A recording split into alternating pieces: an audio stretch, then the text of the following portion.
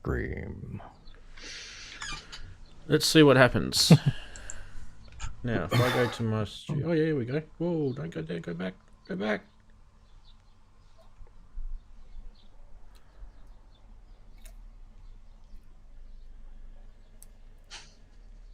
Okay, we are live. Now, we've got a video. Don't ask me what happened to the other one. So, different stream, yeah? Yep. So, we should direct people to the stream. Yeah, it's going to get people... Let's do that.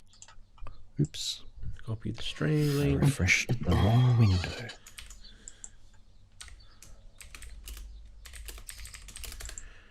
Can't send a message to that. Shit. I wonder if the chat bot needs to restart as well. Probably. I'll restart him.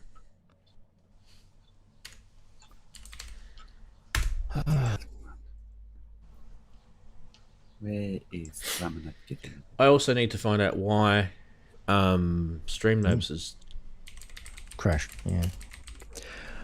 Ceased to function. Right. So that stream has finished. Oh, thank you for telling me. Says. Oh, I'm seeing.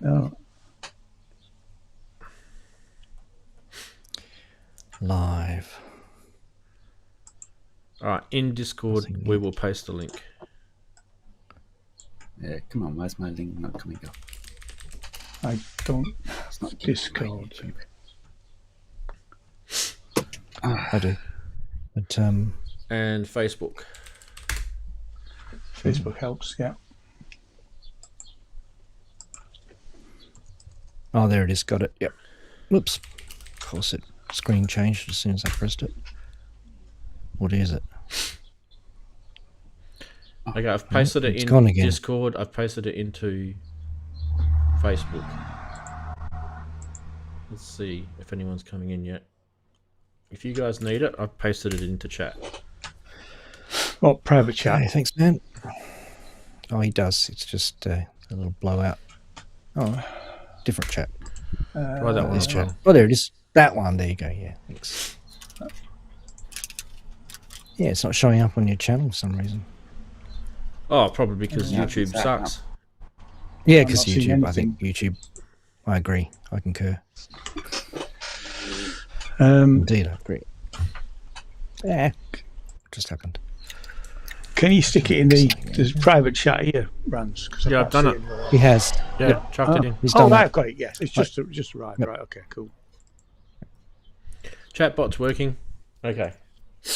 Well, that sucks. I need to find out now. For a whole week, I've got now to find out why that didn't work. Thank you. Geekery tests. Yep. Is that what it's calling itself? Okay. Hello. Right. Let's get a new chat edit going. Can we edit? Where's the edit? No, I don't want to edit that. Stream settings. Here we go. Here we go. Here we go. Let's change this now.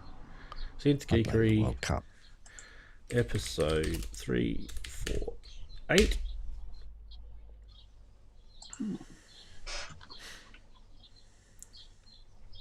Let's change that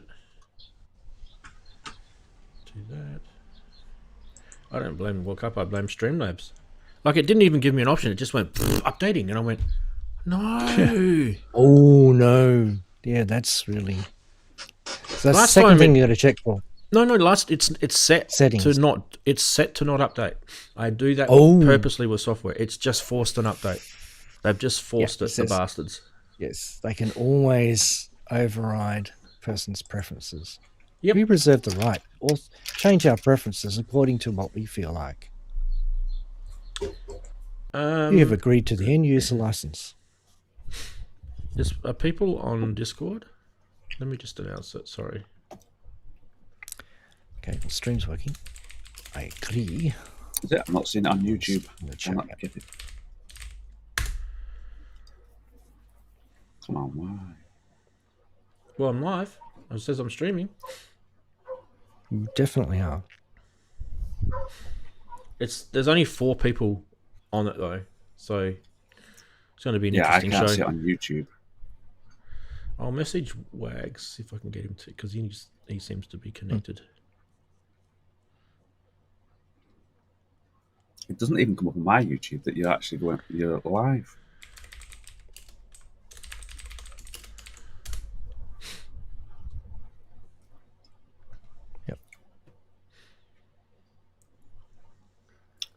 Yep, it's come up. Let me just check YouTube.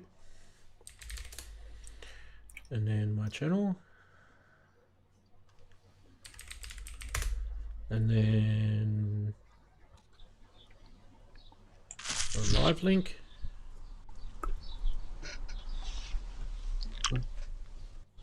No, it's not showing on my live link. Unless I go For some live. reason.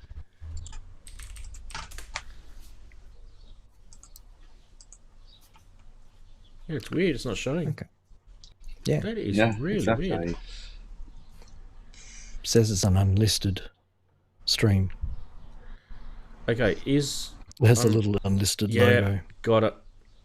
Got it. Got it. Needs to be public. All these little extra steps that they I don't know hide why. from you, and then I don't know why. it's YouTube wasn't designed for live There streaming it is, from yeah. the ground up. Yes. You it never working would have now? guessed. Right, it's there. Yeah, I'm getting it now. If I'm getting it, then everyone must be getting it, because I really don't have any issues getting through this iPad. I just see what everyone else sees. I can't go into any settings or anything. Yeah, it's showing now. Yeah. Oh my goodness me! What a pain in the ass that was. I'm actually streaming directly from vMix, which is something that I don't normally do. So yeah, there will be zero latency today. So literally, Okay. anything happening, because with Streamlabs because it's re-streaming to all the different platforms. There's no Facebook or Twitch or anything today because I can't get it to work.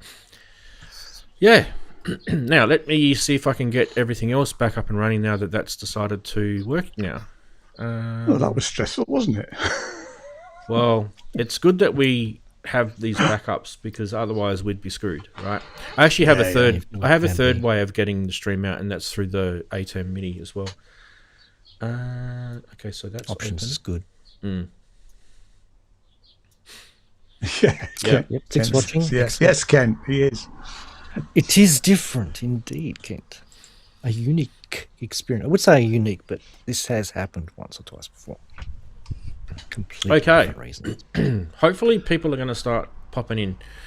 Anyway, don't worry about the stinger and all that sort of stuff. I think we can just get past that. I have posted the new URL. I have posted it. I've posted it on Facebook. I've posted it on Discord.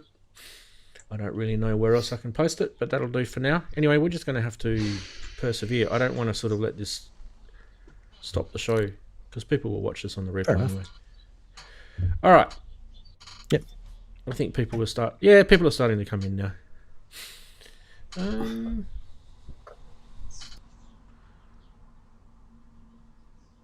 Let me just see if I can message Wagyu.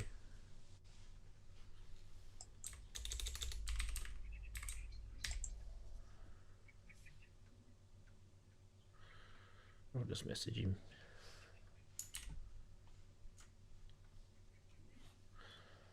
That should get him on the link. Right. Okay. Hi, guys. Hello. Wow, what a palaver. God. So, long story short, Streamlabs, which is what I use to restream through multiple platforms, did a software update.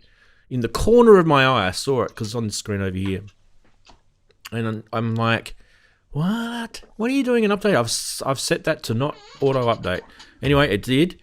And for some reason, you guys were getting a black screen with no audio when I started streaming, which is what you saw. Then I tried to add because I use NDI as an video technology through my network here. Tried to add a new one in, and the eyes completely disappeared out of Streamlabs. What the... Anyway, that's going to be a shit fight for me during the next few days to try and work out what they have just done to us. And I actually do pay them for their Ultra plan, which is the top plan. So they will be definitely answering some tech support questions from me. Anyway, we shall park that for now, and we'll continue with the show. I'm streaming directly out of my vMix now, so which is actually what this software is built to do. I just hope it's not going to shit itself like it tried to do a couple of weeks ago. So far, it looks pretty good though. CPU is about 20%. Yeah, that's not too bad. 17%. Yeah, I think we should be okay.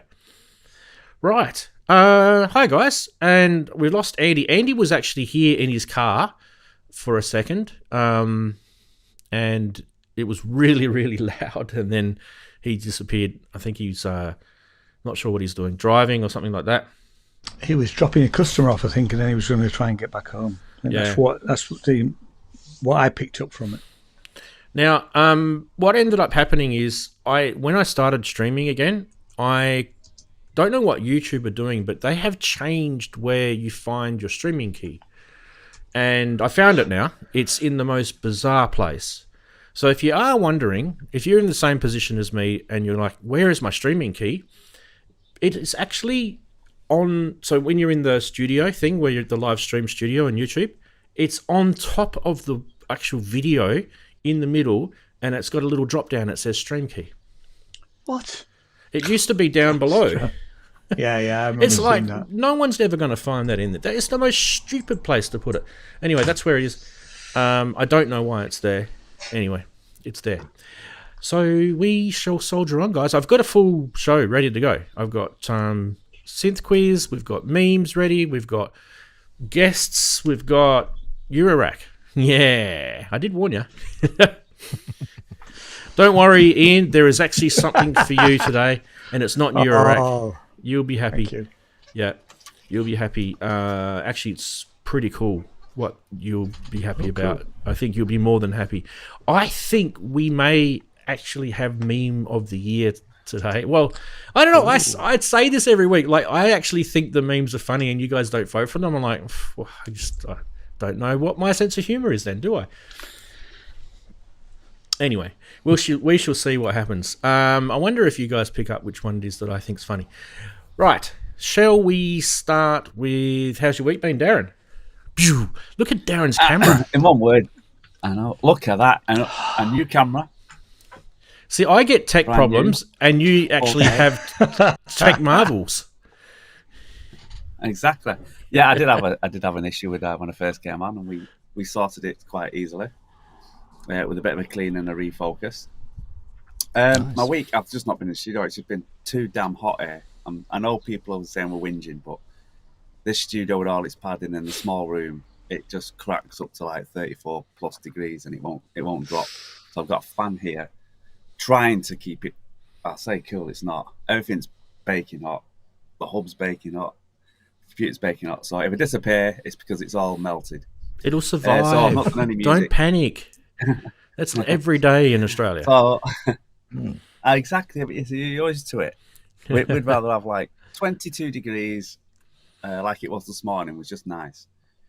So I've not done any music, but I have been messing about with my case, or should I say the live rig, this morning while it was cool. So on YouTube, on my Facebook, I've been putting little bits out of the case build just so you get to see little bits, but not giving anything away. So I've put my first little bit up today. So you just keep an eye on that, and there'll be bits coming on. So other than that, no music done, but music building in a way. So there is something about the music. It's just that I'm stayed away from the studio. It's just too hot. But it's cooling down tomorrow, so hopefully from tomorrow onwards I'll be able to get back in the studio because I've got a lot of work to do. So that's been my week. Your week's been awesome. What are you talking about? You just had some nice weather. Nice weather. That's why I was going north on my holidays. Go north. It's grim up north. Hello, everybody. Yeah, what's my week been like? So it's been hot, as but actually it's not so bad. It's fine actually. So I had a composers meeting on Monday, which was done over Zoom with some guys in Scotland. It's cooler up in Scotland, I can tell you that. I've been making some CDs, so the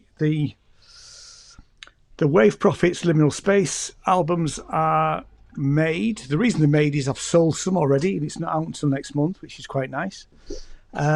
Pre-orders out now. If you order the CD, you'll get it before the end of the month. £7 for the CD, £6 for the digital album. Promotion over. What else have we been doing? I've also started a membership of YouTube channel, but nobody's joined yet. But that's okay. You can start for 99p, a usual sort of thing with channel memberships. Really, so I'll give it a go. I got an email from YouTube saying you can start. I mean, I've probably been able to start it for ages, but you can start a channel membership. So I thought, well, why not? Anyway, use it. Otherwise, you'll lose it. Exactly. Well, there is that element of it, isn't there? Yeah. So it's warm in Somerset, but not stifling today. It's lovely, but not much else going on. I have been fighting with the Orchard, who are Sony's distribution company that I use. Dear me. And so just to get the album, because although the album's is coming out on Bandcamp first, it's not coming out on streaming till the end of the year. But I have to do all that stuff now, and stuff like your image is the wrong size. Your image is a square. Yeah. Oh, it's just give me a break. Anyway, that's. But yeah, no, nothing else really gone on much. Happy to be here as always. And happy to have you, of course. Now, Chris, is it raining at your place right now? Because it's absolutely pelting. No, not yet. Here. No, it's fine. Apologise for the choppiness of my video in advance. I'll probably reconnect after I've done my How's Your Week? Hello. My week has been a bit mixed. So you may notice that I've got a new mic. Oh, yes. That's one thing ticked off the list. So if there's a delay in my microphone coming up, it'll be a case of, well, I've got a new mic, Rance, so what have you done? Well, I've noticed no delay. Well, we'll see.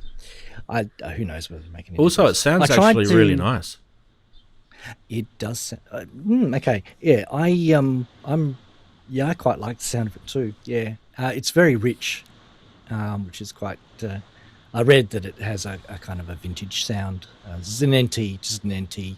Yep. 1A.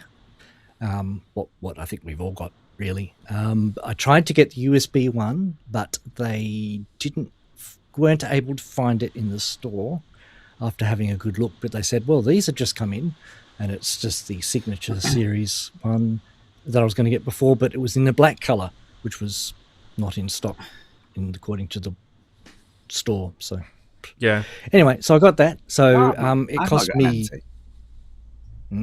cost me all of $50 Australian because I used my vouchers. What? I used me vouchers. 25 quid. You know, there, Ian. Okay. I know. Because I'm just. I know. So it was a no-brainer because I got rid of my vouchers, and I did wander into the certain store which Ramsey and I know what we're talking about, and went into the Synth Cave. Had a bit of a chat with the guy there, but I did a walk around because I wanted to see if there was anything that was like, oh no, I'm going to have that. End of financial year. And surprisingly, no, just in general. Like I haven't been out to a shop for a long time and haven't had a good look at everything in person for a long time because, of course, we don't get any shows here. So the only chance of really seeing something is when you buy it or whether you go into a store. And I don't go to the stores much. That's going to change. I'll tell you about that in a moment. But yeah, there was a few notable things. I looked at the original, I know it's last year, or the previous version, the MPC One, and I was kind of horrified. It was boxy and plastic and red, and I thought, oh, okay, I'm feeling nothing for that. So that's interesting. That's good because I'm probably going to get MPC sample instead. You've just proven my theory. Mm-hmm. Which is? Well, I mentioned it last week. I actually think the live has a better form factor. I think it's more inviting. Yeah. Yeah, I think there's something very drab about the one, and especially with the price. And yeah, I'll tell you what did pique my interest though, the bento. Yeah, it's nice, isn't it? Yes, so it is very nice. It's like, and it's kind of, it made me think, you know what? I think we've kind of moving into the we've split now. We're moving to the era of sleek black things, sort of being the flavor of the month, and the chunky very big possible as well, Chris. MPC era is kind That's of the 80s. behind us. But yeah, I know, but well, we'll see. And yeah, there wasn't a lot of synths that I looked at and went, oh, I've got to have that. So that's good because I've got lots of synths here. And in fact, this week I did actually do a bit of rearranging, and one of my synths has crawled out from underneath a whole lot of boxes. It's my Minilog XD, which has come back out.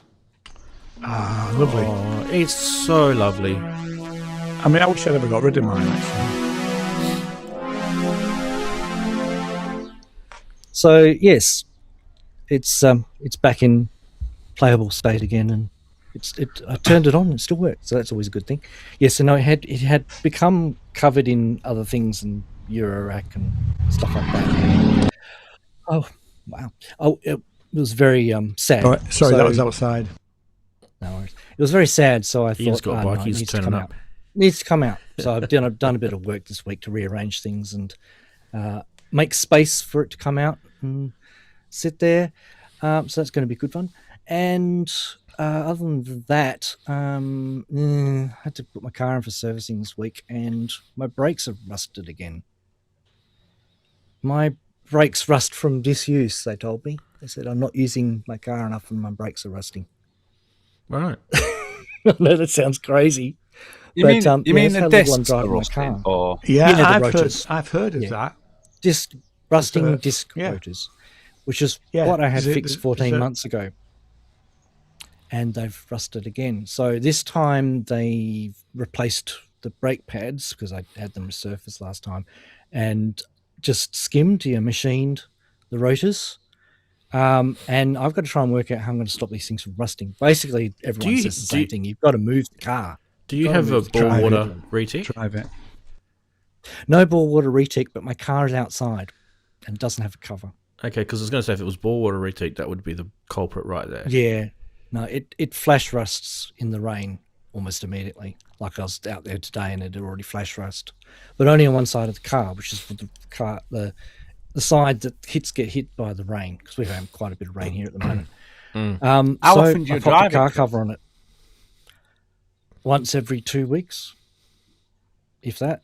Yeah. So yeah, it's a bit of a problem. Yeah. Yeah. So I'm going to be driving it more often, and at least moving it around more often.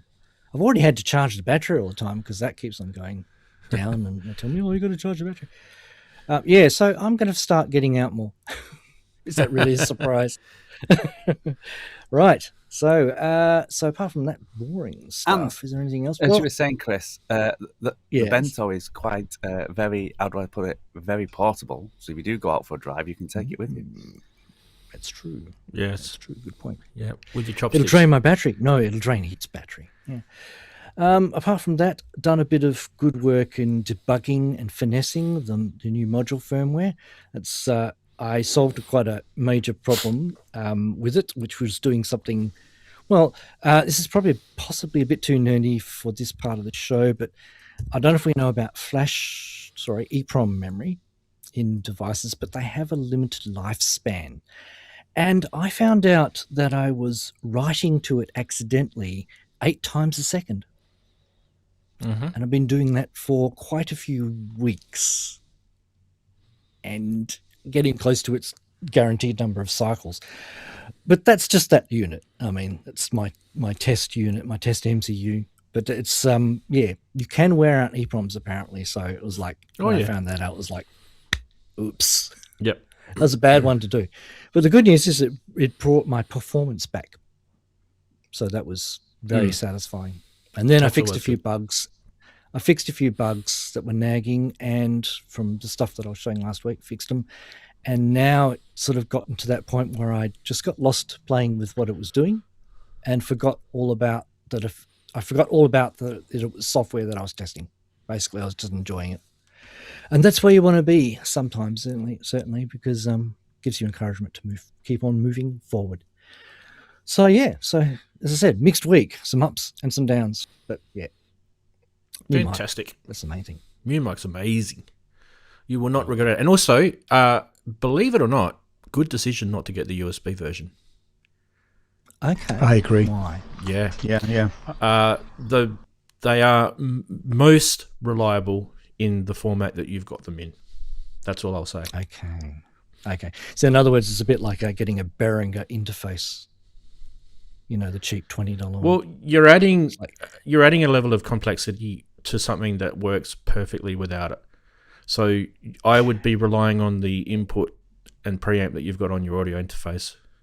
Yeah. The only reason I was thought the USB was because I thought it was an alternative audio, like USB audio input. And if we were troubleshooting my audio delay problems with the stream, I thought having an alternative one interface to try might be advantageous, at least for troubleshooting. Yeah. But yeah, I wasn't sad that I couldn't get one because I know the mic is just and it's easy for me to plug it in to the XLR, so it's all good, man. Yeah, and also if you've got I'm happy. If you've got some sort of mixer and that way everything's coming into that same mixer, you don't have to sort of switch between audio interfaces. It makes it a lot more simple. Yeah, I know. It was literally only going to be something I was going to use to troubleshoot the stream if it needed to be. And, it was just a case of I didn't mind paying the extra for that. No, I understand the reasoning. But luckily, some divine intervention got in its way and stopped you from doing that. Sometimes destiny guides you. Fair enough. Awesome. Head over to Andy. Are you all good to go to Andy? You finished? Yeah, I'm finished, mate. Thanks. Okay, awesome. Andy's back, and he's not in his car. Is this working? It's working. Nah. Yeah, cool. Yeah. Last minute, I was pretty much driving all night again, so I'm fresh as a daisy. And well, you're still peaking, aren't you? Because you haven't like gotten tired yet. You're still coming down from your. Nah, well, the caffeine is a nice boost, but it wears out shortly. So, but I'll be fine. I'm always happy to be here. So it'll be a quick show tonight, so don't worry too much. Okay. No problem. Yeah. So I had to take advantage because this is Pride Month in the U.S., but it's Pride Weekend in San Francisco. So they've got like these crazy laser arrays set up, super crazy laser arrays. I had some video. I think I did a live stream last week on my channel about it. If you guys want to see some of the laser stuff I shot there, but they have a vertical laser, just like the end of a Marvel movie, it's just going into the sky. Instead of a blue laser, it's shifting the colors. But when they calibrate it, they set it for green. So there's some cool shots of the green laser going to the sky. It's 64 arrays. I think each array is I think it's like 100 beams per array. So do the math. It's a lot of beams in the sky, making these really cool vertical things and hitting the fog and getting dissipated and blooming into the sky. It's really cool. And then this weekend they have the extra array they put on Market Street, which is the horizontal rainbow bridge, like in Thor. It looks like you can actually walk on it. It's very strong, very powerful. So now you have a crisscross beam. So you have, from certain angles, you can get a vertical beam and a crisscross beam. These really cool high-end laser arrays that definitely would blind you and burn you if you could get into their path. But really, really cool in the sky. So nice to see some tech used for something positive. And music wise, nothing much going on. Too busy. Still uploading my Living Dead weekend stuff. I did put up a video the other day for one of the little tours we did somewhere. It was kind of fun with the crew, with my drone, and have more stuff to go. So that's kind of taking a lot of my time lately, other than trying to sleep. So that's about it. Short and sweet. So easy. I'll go to me. I've got a how's your week been? Actually, it's kind of a little bit left field. You know how you guys have been probably hearing me talk about my youngest son and his endeavors with coin collecting and everything. I thought maybe I might mention it to you guys. I've actually developed an app, and if anyone's interested, I'm not going to pollute this channel with this information, But if anyone is interested, if you are someone that is interested in coin collection, or you've got someone in your family that does it, hit me up and I'll send you the information across. I'm actually after some beta testers for the app, and there'll be some pretty cool perks if you are one of the early beta testers, because you'll get access to all the AI engine for free, and that actually costs money usually, so that's a good thing. It costs the system money. I'm also at the moment we're putting together a UK, I don't know what you'd call it, sort of post-vintage research pack. So it'll have all the latest since the previous massive change they did in the UK coin system, which I think goes back quite a long way. So, you know, all pounds and pences and things like that. So we're doing Farthings. Yeah, farthings. before 1974. Yeah, 1974. I think in Australia we call it pre-decimal and post-decimal, but you guys don't call it decimal. Well, you do? Okay. So we do. Okay, so we'll be doing a post-decimal research pack. I've actually already started it, so anyone who is interested and lives in the UK and is interested in that, hit me up for that as well. You get free beta testing on that. You can just reach through the show or through Facebook if you guys can find me. We just use the Dewey Decimal System. Ha ha ha. How daft are we? We had 244 pence to the pound. Yeah. Yeah. It was weird, what was wasn't it? that about? Yeah. Oh, at least, hey, I've just finished doing the New Zealand decimal pack, and in 2006 they shrunk 3 of their coins and they all became magnetic. And oh my god, I don't know if you know much about the last thing you want is freaking magnetic coins in your wallet. That's a recipe for disaster. Anyway, that's what they did over there. Hi to all my Kiwi friends. How's your magnetic coins going? Actually, I had a quick question. Since you brought up farthing, why did they call the bike the penny farthing? Has that to do with the currency? No, the wheel size. Just the size. Yeah. Wheel size. Ratio. Yep. Ratio. Yeah. So the big wheel was the penny, and the small wheel was the farthing. Yep. That's the idea. Okay. There you go. Was it 1 to 10, isn't it? I think it's 1 to 10 or something stupid very like that. difficult to ride a penny farthing. Yeah. Actually, that's a really good question, Andy. So well done for that. Because not a lot of people would have made the link. Well, you know, sometimes words are reused. Sometimes they have to do with nothing, and I just thought I'd ask. So. Yeah. I want to link it back to synths again. I actually think it'd be great if some synths would be coin transactions, not all of this massive, huge note transactions that we have to make. So, yes. I don't know. Hoping maybe we could, I don't know. There was something I was watching the other day, just by accident, an old Synth Geekery show, because you'll find out later why. And one of the products was on there was only $59, and I thought, geez, how many synths would be sold for $59 these days? It wouldn't be many. It would not be many. That guy's probably not even in business anymore. Poor guy. Yeah. Anyway, should we get stuck into the show? I think we should. Yeah. Awesome. Definitely. Okay. Yeah. Let's go. Let's do this first. Potential meme of the year, I think. What is going on? Is this going to be one of those shows, Darren? Oh, no. This is one of those shows. We're going back to the old days. You have to manually share it. Funny side, stranger things can happen. Here we go. Now, and Andy's missing as well, and he's really upset about it. There we go. That's okay. This one was sent in. The graphics stuff. This one was sent in by JX3D, as you guys know as Henrik. This is the new Akai Force. Solves the problems, doesn't it, Darren? Yeah. Yeah.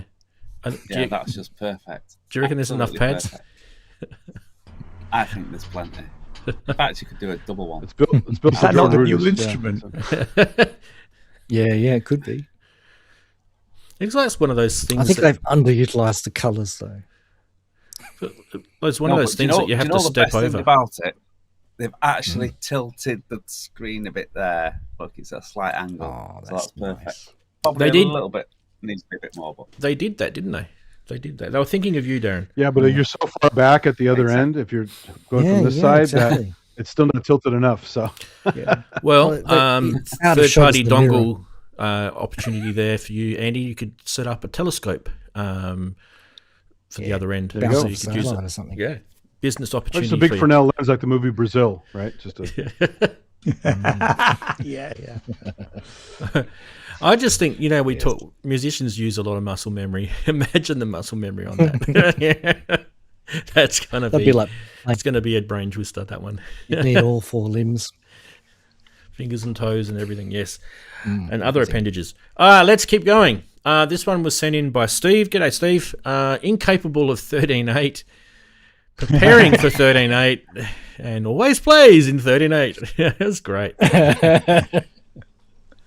That's good. Do the math. Do your 13 math. Do the math, but yes. 13.8. I love it. It's an unlucky time signature. Yeah, it's a great time signature, that one. I don't know if it ever finishes, but it's a great one. Yeah. Well, the Grateful Dead have a track called the 11, where it's 11. What is it? 11.8 or 11 something like that. I forgot. They have a weird time signature in that. Probably did. Keep time signatures in the back of your mind too, as something that we might be talking about soon. Next is the award. This is Dazza from Down Under's meme. Well done, Daz. The award for worst position power supply access in a mixing desk goes to the Soundcraft Signature 12. And oh my God, you should have seen all the the comments after this. Hang on a minute, have you seen my blah blah blah? It was just literally like just throwing a whole heap of stuff under the bus. That's actually probably a good topic. What is the worst synth when it comes to worst position power supply access? I'd have to say, not even. What that, about just power the same button? with the plugs as well? Yeah, Power plugs. Well, I'm not keen on the down, right. Just annoying, aren't they? Some of them, right? What about power? What about power buttons? Most annoyed position. Yeah, let's try and find an analog. Is power pretty button. annoying. Or lack of them, for a start. Actually, I would say Korg Prophecy is annoying because they put a IAC connector for AC only instead of putting a DC in there because it's a portable unit. Why do you want to be locked to AC? So. Well, Darren's using his AC right now because it's hot. Okay, we shall go to the next. I like this one. Yeah, but no. I got the same sounds with VSTs. That is hard to look at, isn't it? Yeah. Yes, let's go away from that just in case we get banned. I don't think so. She had her clothes on. There was a Japanese ad with a jiggle there. It was, if you ever saw that famous commercial from I have. All right, I'm gonna release the poll in a minute. 13.8 is the second one.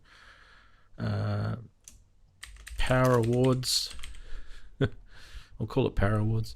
And VST versus Analog is the last one, and we'll start the poll. Has it started?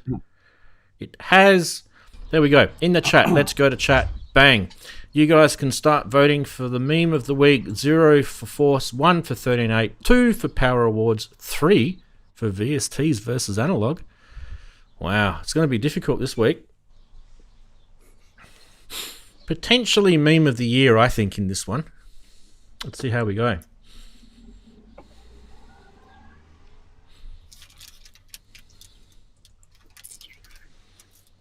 Look at them ticking away. Actually, I should go back to here and I can actually watch it grow. Oh my God. Yeah. Andy's in every photo. Like, Andy's like, we used to have this Jack Russell dog, Andy.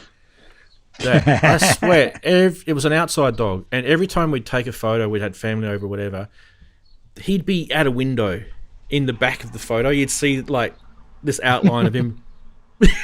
He's like a photo bomber. The ultimate photo bomber. Yeah. You could do like a Kilroy where I'm like, oh yeah. Yeah. All right, I think we have easily got a winner. I might just end it now because I don't think any of the others are coming anywhere close. And as I predicted, I actually correctly predicted, The winner of this week is, as you guys probably predicted as well, that one.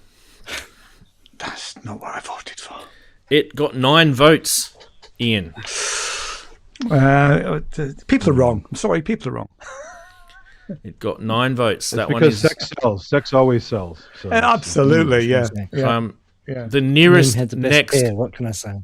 The nearest next vote count was 2 votes. And then one of them must have been mine. Yeah, one of them was yours. Yeah. Oh, you're so fickle, you lot. We are fickle. With a TH, that is.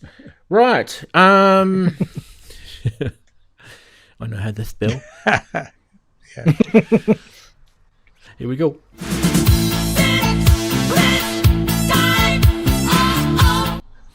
I have a feeling this week is going to be easy, and we are going with the new format where it's difficult for you to Google it. But we shall see. We shall see. Let's have a look here. We'll start with this one. This is your first clue. Input pitch to CV. There you go. There's your first clue. That could be anything right now. So that one's kind of, what should we say? It's kind of setting the scene, and the rest will sort of... Well, I mean, you could have a guess right now.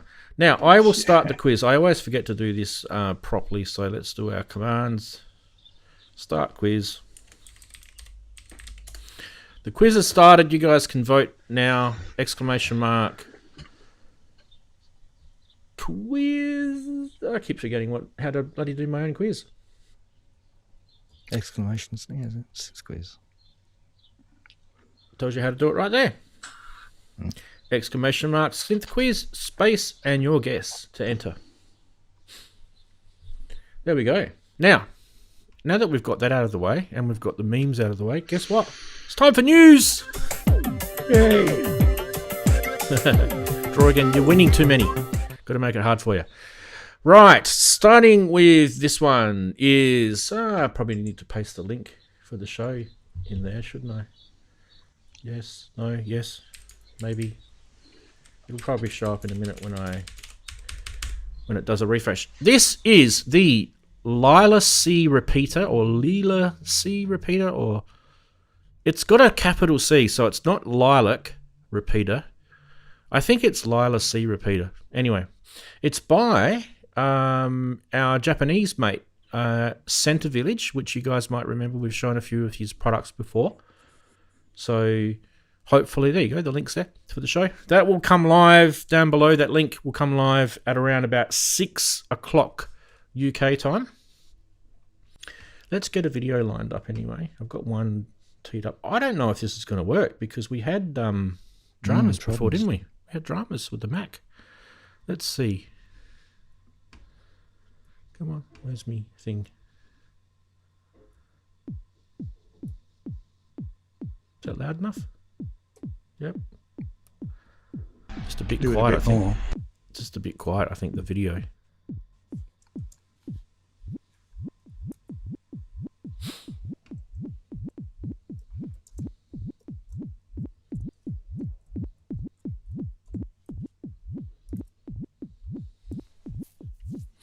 You guys might remember the module on the left. We showed that.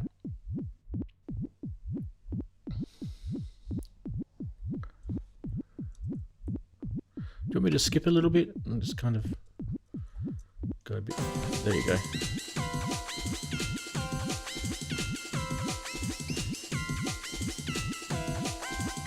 He's not actually using the module. Let's get him using the module. There we go.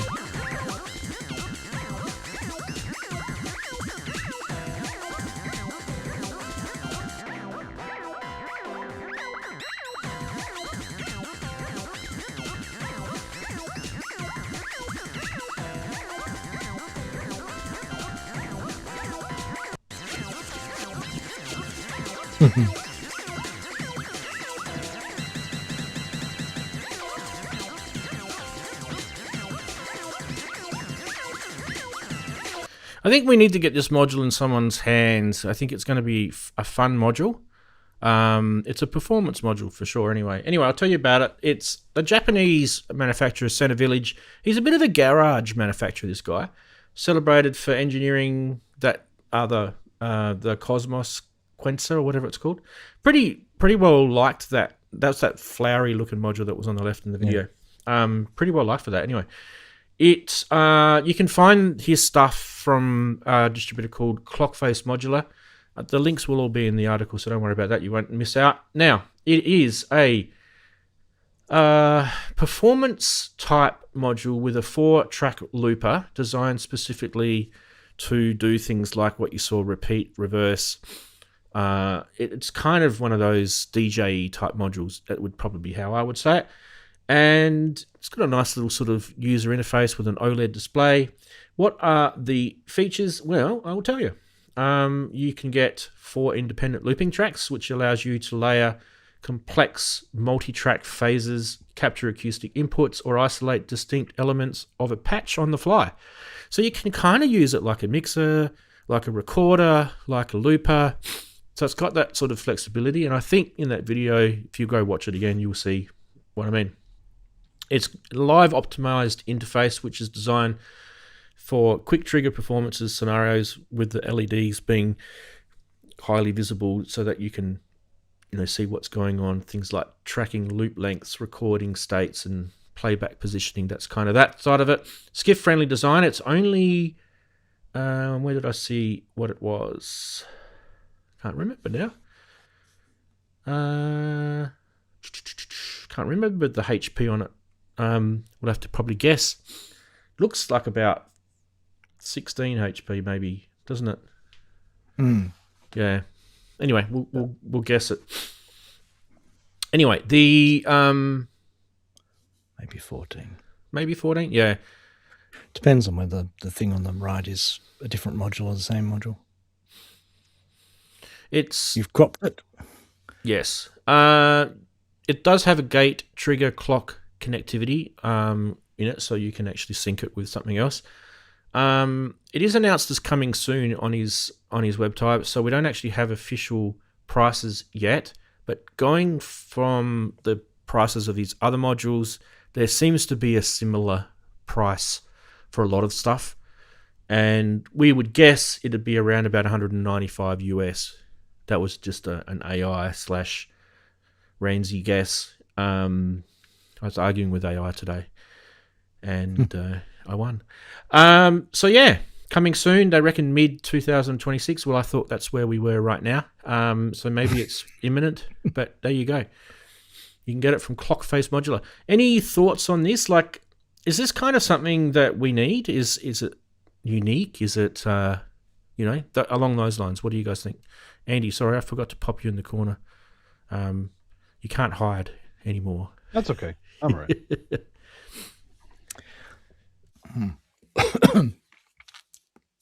I don't have a looper. Well, more and more people are playing modular, so more and more people are playing live with modular, so yeah, I can't see why this.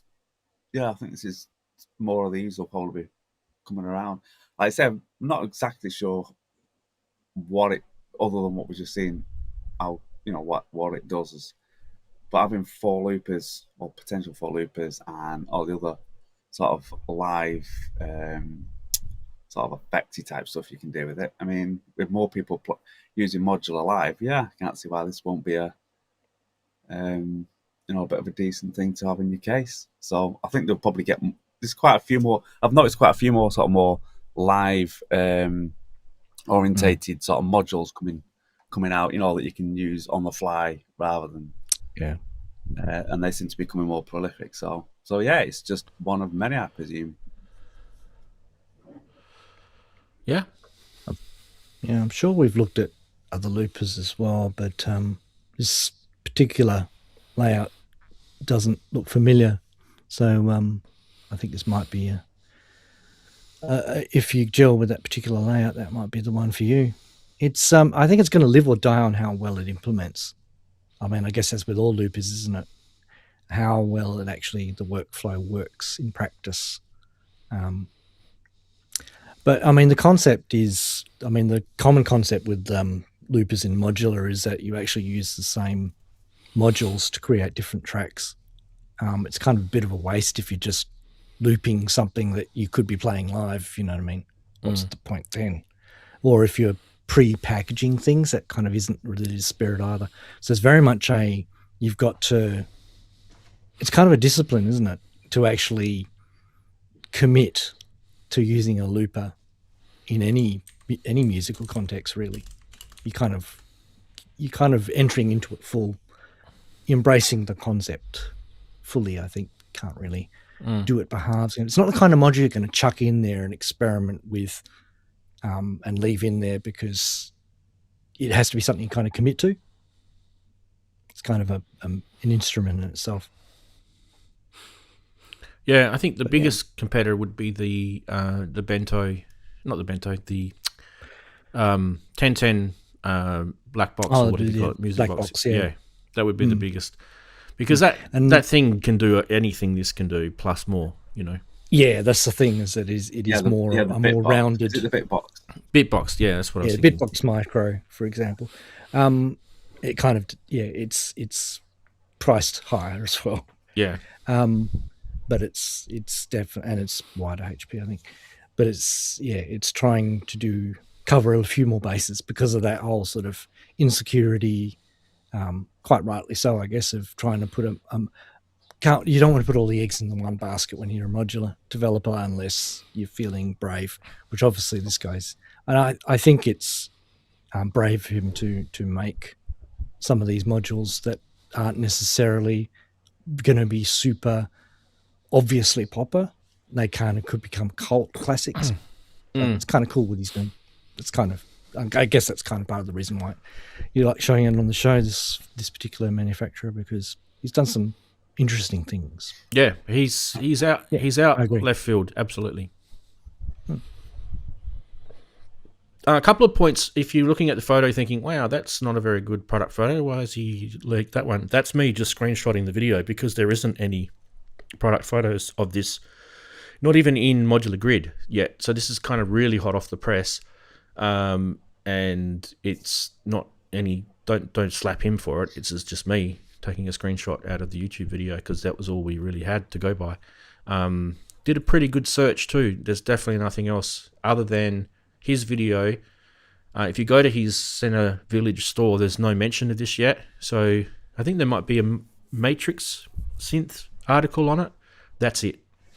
So it's slim pickings. Sometimes in modular it can be, can't it, Chris? Can be slim pickings. Yeah, it's sometimes can just be social media only. For so now he can blame you for poor sales because of the thumbnail. So yeah, he can. And it's not the first, and it won't be the last.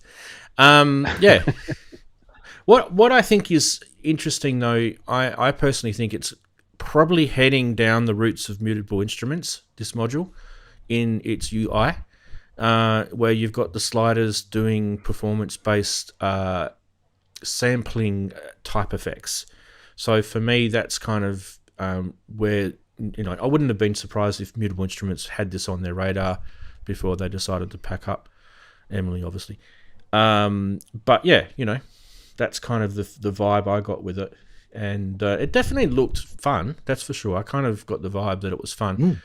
You just need to get it in the hands of someone who's really clever with this sort of stuff, like an Alex or,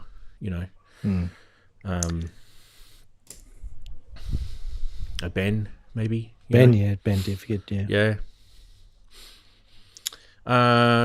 Ricky Tinez does cool kind of looping sets with his little setups. So yeah, could send it to Chris. Chris is pretty good doing stuff, I have to admit.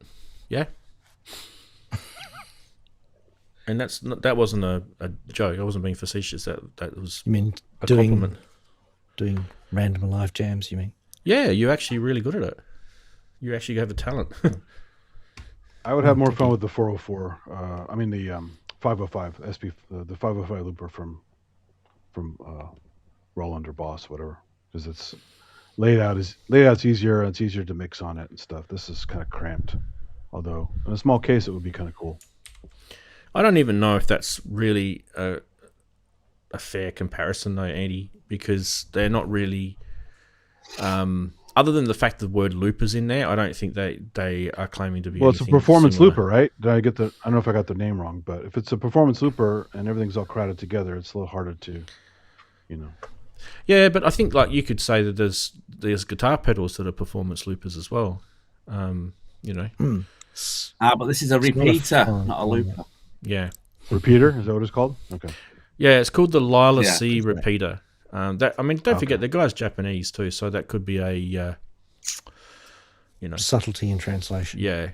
So language. I do love the 505. I think it's fantastic. And I think it's actually quite surprising that nothing has entered the market in similarity to it since. So, it's kind of weird. There are things that have tried to be like it, I think, but I don't think anything's. And before the 505, they had other models that were more guitar oriented that were also killer. Yeah. Well, they probably were. And they probably were what made the 505 exist, if that makes sense, right? They went through the R&D of those. Yeah. All right, let's move on to the next. The next is the Nekia Circuits Ozark. Now, Ben Divkid does a video in the last couple of days on this, so if you guys follow Ben, you probably would have seen this one. Hello. And there's Ben in the background right there. I won't be showing Ben's video because he doesn't have a problem with me showing him, but I just get copyright claims, and it really, pisses me off. Anyway, what we'll do is we can mute the video, I guess, and have it playing in the background without any sound, which is okay because this module is actually a. You probably want to hear it, to be honest, but it's a rhythmic sequencer. That's what it is. So let's put the video on in the background and watch Ben, and I don't think Ben will mind that. Anyway, so there's the Ozark there next to the data. You guys can see it. It is a repetitive 4/4 loop, breaking out of the standard because that's what we all get stuck into. And this particular one is a organic rhythmic type sequence structure. It's a compact sequencer. I have to agree. That's definitely compact. It is a CVE sequencer. It does have an internal clock generator. It has two clock dividers, and onboard logic processing, and it actually it's only 6 HP, Andy, which I think is pretty decent. That's pretty good, eh? That's cool. Yeah. Connectivity wise, it's got a fair bit. Like down the bottom, you've got a 3x2 matrix of connections down the bottom, and I think there's a reset one up a bit higher, which is actually really important for sequencers. If they don't have them, it kind of sucks. But key features are adjustable analog sequencer. It is analog. It's adjustable between 3, 4, and 5-step playbacks. It has onboard logic with an internal or external clock. You can actually route 2 clock dividers through it, and also you have a selectable XOR and or logic circuit in there. And it has independent routing. There's an advanced input which lets you feed external triggers. It has decoupling, which the sequencer can be entirely decoupled from the dividers and use them as separate utilities, this is probably where it starts to become a bit more powerful. Pretty decent I/O, as I mentioned before, with the 3 trigger outputs, divider 1, divider 2, and the XOR, plus the main CV output. And then you've got performance controls, as you can see, with the knobs. They're only little knobs, but that's okay. That's really what it's for. And it's only 25 millimeters deep, so it's pretty portable in that sense. Pricing, 161 US, 149 euro, which is where it's been shipped from. Australian dollars, 246. I don't know if that's correct. That was AI. Anything else you want to know about it? Final thoughts, I guess. I think the DivKid video, which you can see playing in the background, is insanely good, so go watch that. And hats off to Ben. I do like his work. Thoughts, guys? Yeah. Always interesting. Sequences of generating a different way of generating sequences by using a combination of different clock divisions. Just a little. If Neki is watching this, because I know they probably will, because their name will be mentioned. A bit busy, isn't it?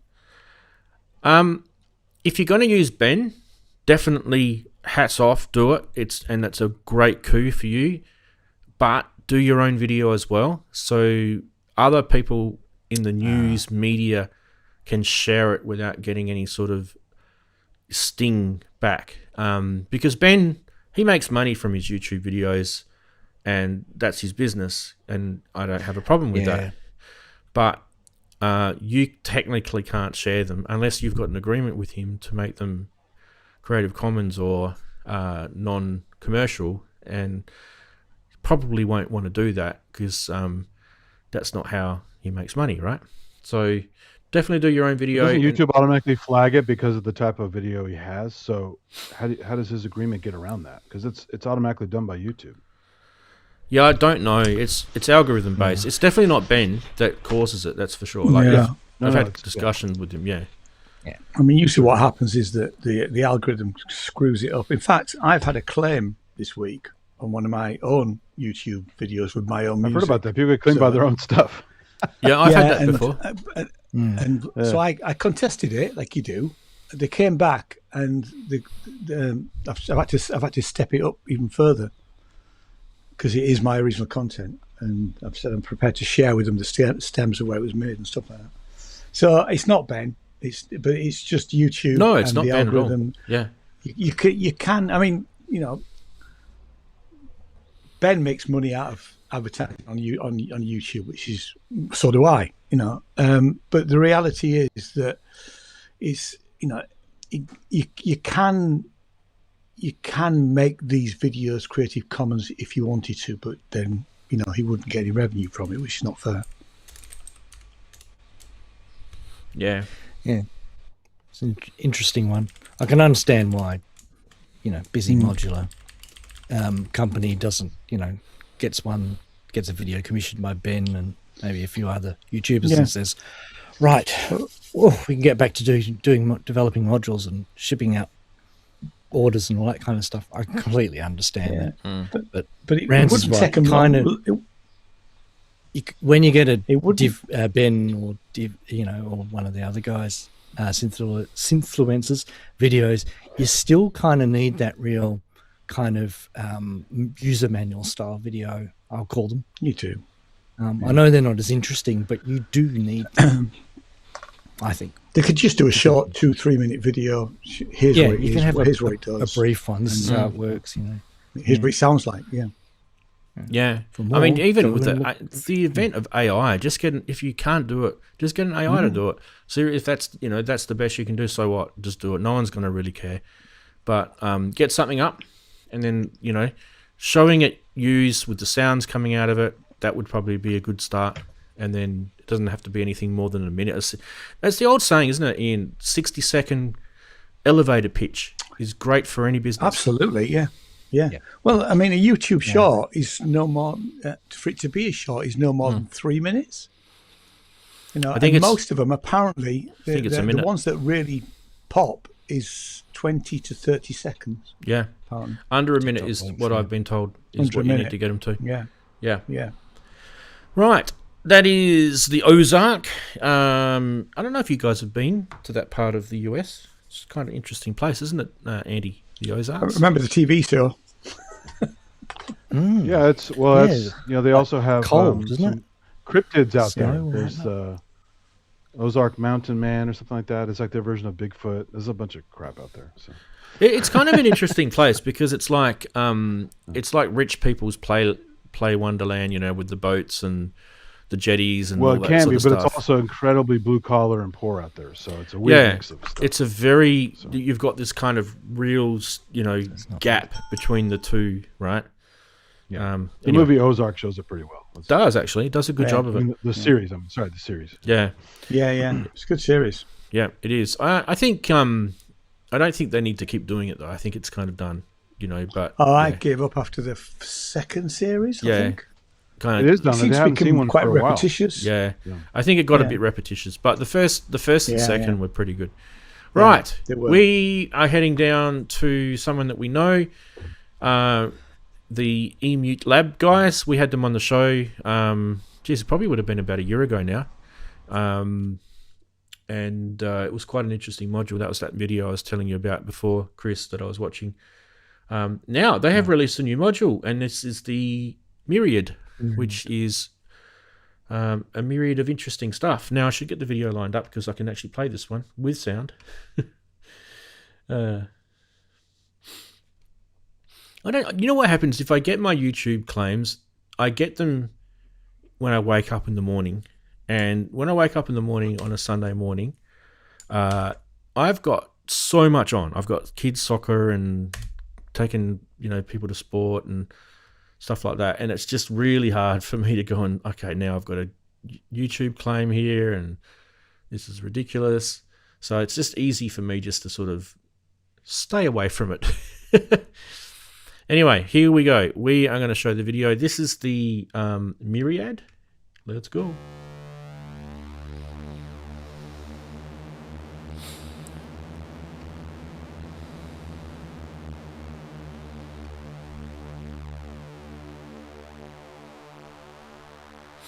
I'll just let this play because I can talk to you about it while it's playing. I'm liking the spinny thing. Yeah, I love the old. It's like a military navy sort of style. Yeah, radar or something. Yeah, it's doing very much. It's like an air traffic controller's nightmare. Yeah. Anyway, this is packed with standard digital and analog oscillators, and then. Sorry, I should start that again. We are packed with standard digital and analog oscillators. That's what we're packed with, apparently. And then comes a different approach to oscillators, which is what this is. The Myriad is described as a pataphonic oscillator, drawing inspiration from pataphysics, which is the science of imaginary solutions and exceptions. And this is a 16 HP stereo voice that comfortably lives in the surreal edges of sound design. It's kind of cool visually anyway. At its core, you have a multi-oscillator powerhouse, which is designed to blend melodic music making with wildly unconventional shifting and abstract sounds. What have we got? We've got a 12-bit wave synthesis module, which a digital brain features 12 distinct oscillator models, allowing users to move from the glassy digital textures to complex dense waves. There's 9 detunable oscillators organized in 3 separate banks of 3. Myriad gives you access around 1,700 unique oscillator combinations, providing unmatched stack depth and stereo width. It has a hybrid signal path. The digital engine is perfectly married to an analog back end. It features 2 independent pairs of stereo outputs for pristine, clean digital tones and one for a shaped audio, which routes the signal through analog wave shaping and overdrive circuits. 7 meta modulators for those who love evolving generative patches. The module contains the 7 meta modulators, lively algorithmic internal modulation system that breathes organic movement into your sounds without requiring any CV external into connection. There is actually also CV control on it. It has precision CV inputs which allow you to modulate pitch, spread, octave interval, the built-in VCA, and an epsilon, which is a macro parameter that controls different customizable characteristics for each specific oscillator model. This is open source and hackable. It is true to the DIY spirit. Both the hardware design and the software firmware are completely open source, inviting programmers and hardware hackers to customize its architecture.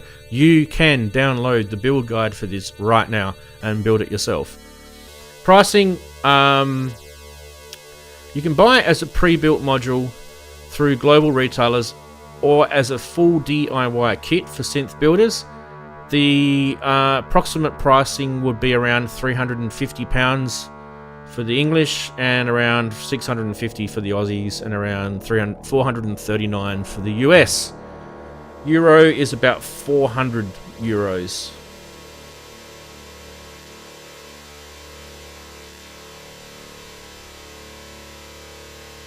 Yeah, like a lot of the timbres there. That's cool. There are some people in the chat complaining about the sound coming through from the videos. Can you crank that a little bit?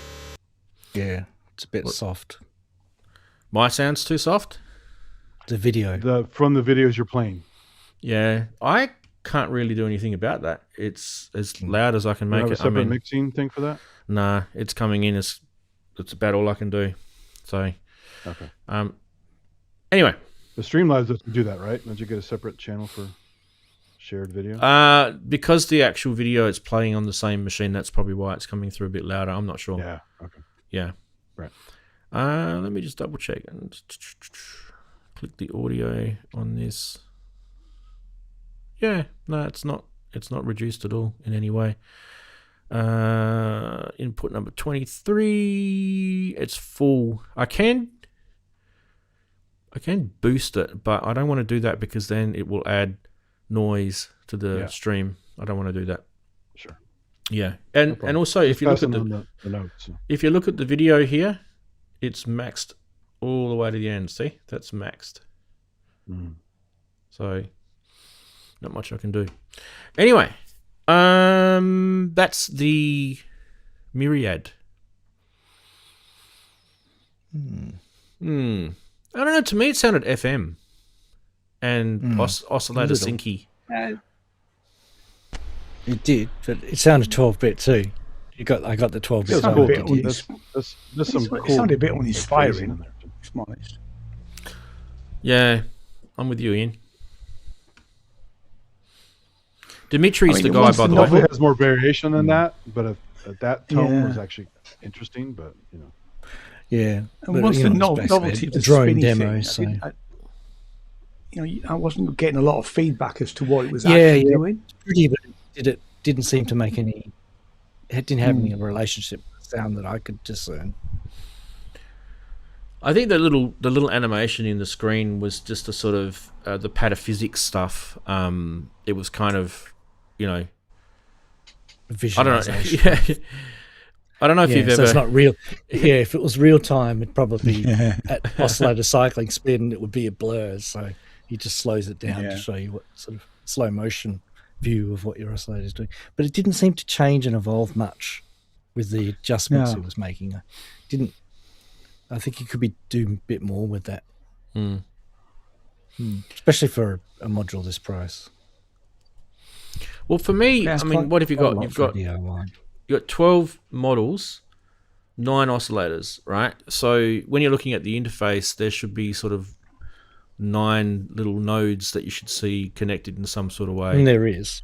There is. If you did watch it, it did sort of turn because it started to slow and spiral the opposite way and things. So, but I'd just be sat looking at that, a bit like my what was it, Polygo-Go. I ended up watching that a lot rather than that, There's not a lot to do up there in Manchester, is there, Darren? Just sit there and watch the Polygo-Gos. Yeah. It's like the John Lennon song, "Watching the Wheels Go Round and Round." So. Yeah. So you guys couldn't hear it at all? Is that what they're saying? Or couldn't hear it at all? It was a bit quiet. Yeah, but you guys might be on a different bus. Oh, so it was just low. Now you got me wondering. I'm going to have a listen. It's all right in my earpiece. Mine too, but I think let's click live.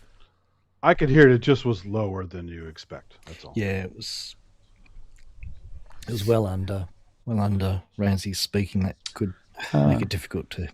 Well, I was talking over it as well. It's always good. Exactly. It's always good to have a couple of these visuals. I like visuals on a module. Yeah. It's one thing I do like.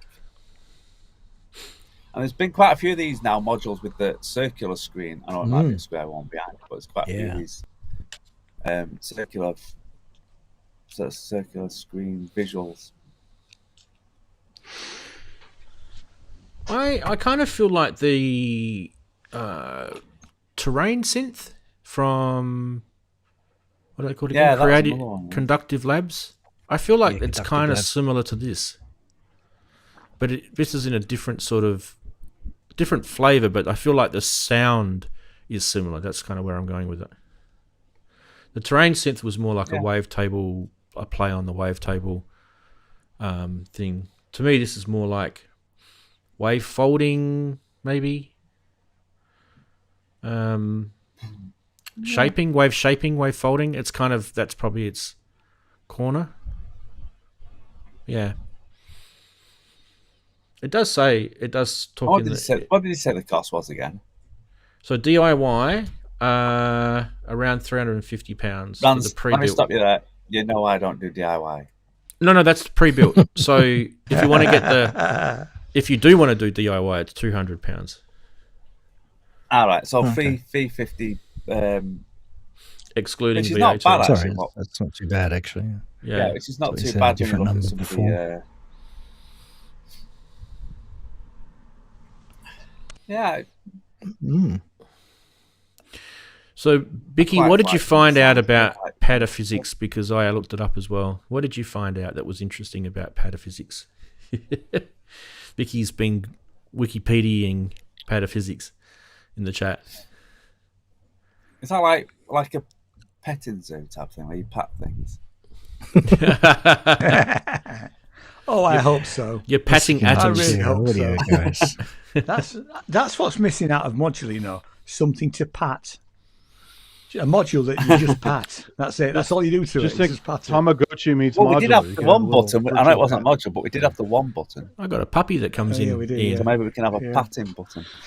It'd have to be a cat. Pet a cat. I got a puppy, a snoring puppy. Anyway, you can. It's like Bird Run on the module. Emacs, a little email going across the screen. Let's go to the next. The next is the last of the Eurorack. We do have something else that Ian's going to wet his whistle about in a sec. This is the Timo Rosendahl Filler. Filler is the name of the module. Timo Rosendahl is the name of the manufacturer. If you are a modular synthesis looking into pretty much injecting life into your ho-hum drums, this is going to be the module for you. What this is actually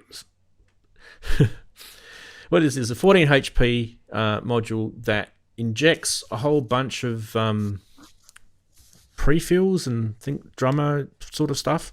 Quite interesting. I kind of, there's no video. I wish there was a video on this. So we might be in before, and hopefully there's a video we can show next week. I'll tell you what it says. It has 6-channel adaptive learning, features 6 trigger inputs, 7 trigger outputs for a bass drum, a snare, a closed and open hi-hat, a percussion 1 and a percussion 2, and it's a dedicated automatic crash accent output trigger at the end of the fills. The dual layer operation has a fill layer which instantly generates bar synced or unsynced fills, transitions and rolls at the push of a button or via gate signals. The drum layer is always on, performance enhancer that dynamically adds ghost hits, humanized velocity, timing adjustments, probability gating, pattern starters, I should say, and phase shifts. And the other one is the Markov-based variations. That's interesting. Haven't really checked out what that means. Comprehensive CV integration includes voltage control on inputs to automate the fill parameters or the depth of the drumming layer modulations alongside CV outputs that you can have fill synced envelopes, perfect for modulating external filters, VCAs, and effects during the transitions. So this is kind of like if you've got a really boring drum module, this is kind of like a little sort of companion for it. It is DIY and fully buildable. It can come as a pre-built module as well. So there you go. You don't have to. It is as Andy said, though. Go on. Sorry. Go on. No. I'm waiting for you. Go. I was just going to say, as Andy said, if you're going to release something, even if it's just with your mobile phone, just do a video and then say videos to come or something. Yeah. Because for people to see it like this and for the most basic thing to show hardcore, non-hardcore sort of modular people or people who are just starting out, it's just going to be just waffle, isn't it? It's like it's better to see something in action, even if it's like like Andy said, it doesn't have to be the best video ever. You just point your, I mean, all mobile phones now are decent. Let's face it. So just give a good. I just want to torture people. I wonder how that works. You know. Yeah, you're trying to guess what it's going to do. This guy does them as kits. This, and this. So let's finish off. This guy does them as kits, anyway, and you can back to you. You can get them as pre-assembled or a DIY kit with friendly DIY. In other words, they've done the surface mount components already for you. Personally, I don't mind doing the surface mount myself, but because usually that's where the biggest labor cost is in actually putting a module together. And you'll find out in a second why I said that, because UK price for fully assembled is $230. For kit is only $150. So I don't feel like it's a massive saving. I feel like if you offered it as a full kit with just the PCB and the components and the baggie, and you go and do it yourself, it should drop that price way down. Because he's actually having to do some prep work, which takes time. I don't know whether he's doing it himself or if he's getting them done. Because some people like to do them themselves. Some people just get them in a batch, which is why they quite often, if you get a SMD pre-assembled kit, you find that they don't do just PCBs because they'd have to do two different runs, ones where they're populated and ones where they're not. And that's not the most economical model when you work with these PCB fabricators. They want all of them, as many as possible, and they want you to buy bulk and not waste their time, so to speak. And then they give you a good price. Yeah. Or, as I said, you get your own pick and place machine. Really dedicated people do. Or you hand solder all the SMD. Yeah. The different models. It's definitely a cool idea. I mean, to have, take boring sequences and drums and spice them up a bit, like the Band in a Box or Twiddly Bits, or one of those software-based ones from years ago. Or that one by Mutable, I always forget the name of it. I have it in a clone, but the one that does the 3 tracks of drum bits. You guys know what I'm talking about? Yeah, it's not Frames. What is it called? It's one of those weird names. Yeah, I know the one you mean.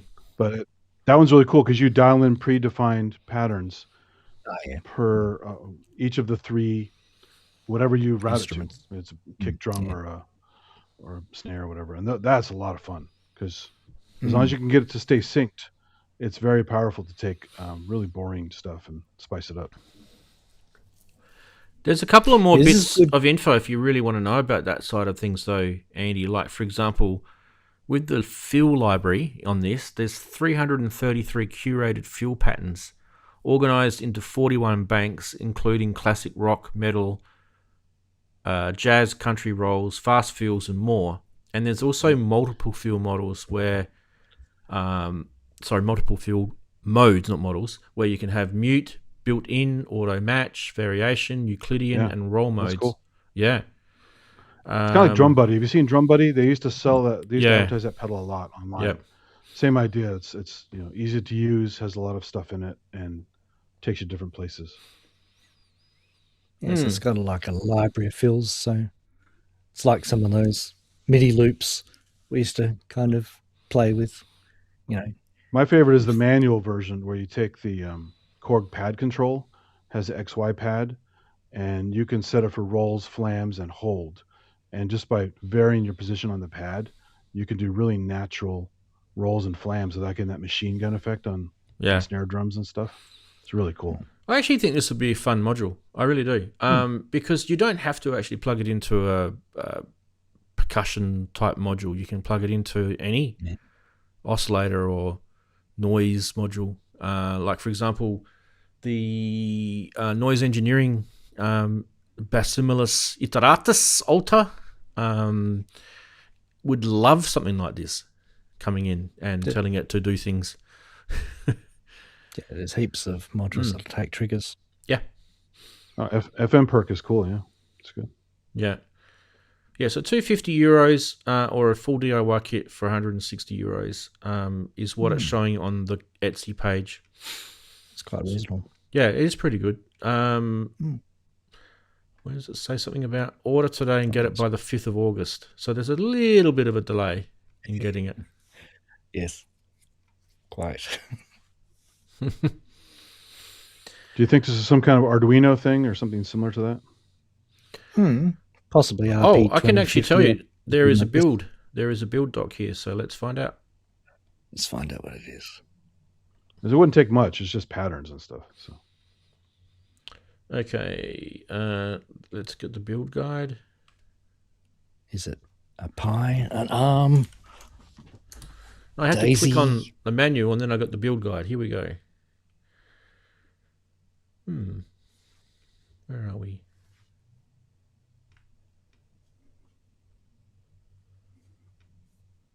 Doesn't actually show me in here, you little sod. No, it's not showing me in that. Chris, I'll let you have a little play. We'll send you the link. Okay. Via our private chat. I'll let you have a look in there because I don't actually have time to.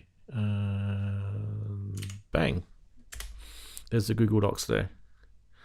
You try to find out what it is. This little button you push and it says, "Tell him he's dreaming." Yeah. It doesn't actually say that I can find quickly in here. That.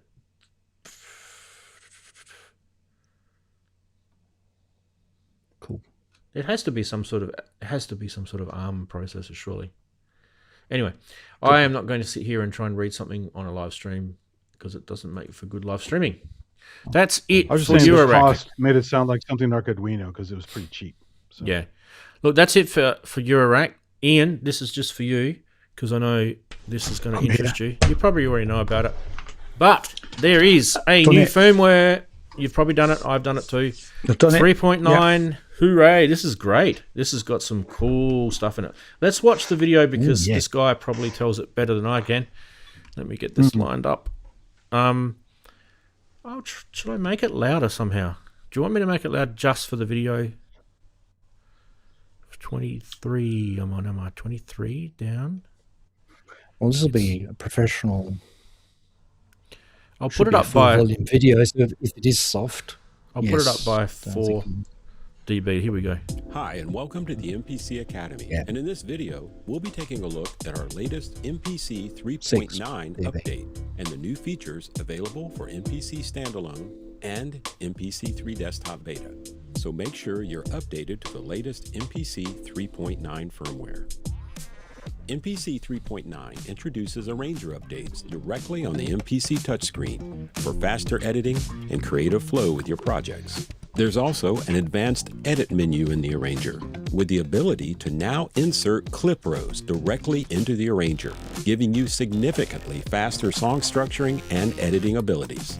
There's now the addition of time signatures per sequence and per clip for more complex compositions. There's also the addition of the brand new MPC oscillators, bringing new sound to your key groups and drums. We'll also take a look at the updated MPC 3. Yeah, it's not about the desktop. We're just talking about the standalone right now. So there you go. That was a nice little overview. Couple of big things in there. I don't know if you picked on them, Ian. The time signatures is the big one, I feel. I thought so too. Yeah. Yeah. Because that's been something that's always been a little bit annoying that you can't have separate time signatures on things. Yeah. Yeah. What was that, Chris? RP 2050, I think. Okay, Raspberry so it's Pi for Raspberry that last Pi. module. Yeah. Yeah. The logo and the chip it's soldered onto the. That's the it's not a SMC that they've done for us. Yeah. Yeah. CPU. Okay. Cool. All right. The problem with the Akai stuff is for the longest time they gave you like only 4/4 and maybe 3/4 if you're lucky. Time signatures. It's kind of sad. The Force had the same problem. And you had to work out some funky settings to make it pretend to be one of those. Yeah, like swing, like doing the swing to the max left or the max right or something. I don't know. Yeah, it was weird. Stuff like that. Yeah. But yeah, so they've loosened the time signature now on this, which is something that the JJ firmware used to have on the pre MPC Live models, the MPC 1000. JJOS, yeah. So that was something that's been around for a while, and then it got dumped. I don't know why. But yeah, that side of it's good, and the other side of it that was good is the new oscillators in. Yeah, I've not looked at them yet. Okay. I'm out of time this week, but yeah, no, I mean, I did it as soon as I could. Yep. Well, it just comes up on your screen. Yeah, it did actually, yeah. Which is actually quite... I mean, I have to say, doing an update with an MPC is probably easier than any other piece of gear I've got. You know, I don't have to connect it to a... You know, I mean, yes, it's set up so that it works on my Wi-Fi, which is brilliant. You know? So, look, it just came up. And I'm a bit... I don't like the arranger in the MPC software, because I feel like it's always just been a bit of a copy and paste from Force, and then they're kind of band-aiding it every time they do an update. I don't know, have you ever used it? It's kind of really difficult to use. I found it really awkward to use, if I'm honest. Yeah, I really have. You know, I keep coming back to it and thinking it must be better than this, but actually then it isn't. So yeah, and I'm completely with you. I don't like it at all. If when I've gone into it and done things. I've been doing more stuff with sort of trying to create samples and stuff like that, and connecting it to decks and what have you. Yeah, I think that's probably more its strong point too. The sequences and the sampling is more of its strong point. Yeah, arranging, I feel like you're just going to, it's better if you just use a DAW. And if you've got Ableton, this thing exports to Ableton anyway, so you can export in batches. Yeah, but when I asked before about you guys about that, because I don't have Ableton now. Yep. I've had it since version 9. Yeah. I did wonder about buying it again, but I think, was it Darren who said that it didn't export exactly as it should do? So I haven't gone down that route. Well, that used to. I think they've improved it since. It's getting better, but I still think there's going to be some frustrations with it. Yeah. It was mainly some of the stuff that you import from Ableton back into the MPC. Yeah, was a bit. Because to be fair, that's what I'd probably want to do with it. I'd want to do stuff in Ableton, create some stuff, and then import it to go and play live with it. That would, yeah. Yeah, and I don't that's know. What I want to do. I feel like that's the reverse of the power of this. I don't know. I don't know, because the power. I used to do that quite a lot. I used to write a lot of stuff in Ableton and then whack it into the Force, although I had the issues. And that was great for playing live, because, like you said, the arranger on it was not good at all. So I arranged it in Ableton and then dropped it into samples and how I wanted to arrange it and everything, and whacked it over to the Force. But that was I mean, this MPC 3.9 now, so they must have improved a lot of it since. Like I say, I'm not on that on the Force, so I couldn't say what it's like now. I should have a play at some point with it, because I've got Ableton Live Lite, so maybe I can try and mess around with that a bit and just create something quite simple and then export it and see what it's like at some point. I feel like the big thing about this update, though, is it's free. It works on the old and the new processor, no problem there. So some of their updates they've brought out in the last few have been, you can get this, but there's also this really cool thing, but we're going to make that so you have to buy it. Yeah, just be careful with that. I mean, I noticed when I did install it, it automatically installed a couple of synths she's never done before as demos. There were synths that I obviously didn't own. And I thought, I didn't want it to. I mean, it just did it automatically when I did the update. I'm thinking, don't do that. I'll choose these things if I want to install the demo of them. Yeah. It did it on 2 synths, not on all of them, because there's some new synths there. Yeah. But that was. We know what updates are now. They install everything you don't want. You can't even stop them now. Yeah. You will have it whether you want it or not. Like my Streamlabs software tonight that just decided to update itself and wreck the show. Thank you so much. Thank you. Yes. The thing that annoyed me about it is that I don't open that software until I'm ready to start the show, and that's when I did it. I got the same problem. I know it's the same problem with OBS. It always brings up new plugin download, and it's like I'm trying to get on the stream, man. Don't get in my way, man. Yeah. Remind me later. Never reminds me later. It's always when it's most inconvenient. Yeah, absolutely. Anyway, this is a good MPC update. If you guys have got your MPCs, I think definitely download it and install it. If you guys want to see it, we can probably arrange that next week, maybe, for the show. Just a heads up too. I'll be doing a show next week, but the week after I'm going to be in Singapore, so I won't be able to do the show on the week after next. So that is, if you're wondering dates, that'll be the 11th of July that there will be no show, unless I can arrange for someone else to do the show in my absence. Cool. Yeah. They're talking about Akai Dan in the chat, if you're wondering. That's the Timberwolf guy. Yeah, poor Akai Dan.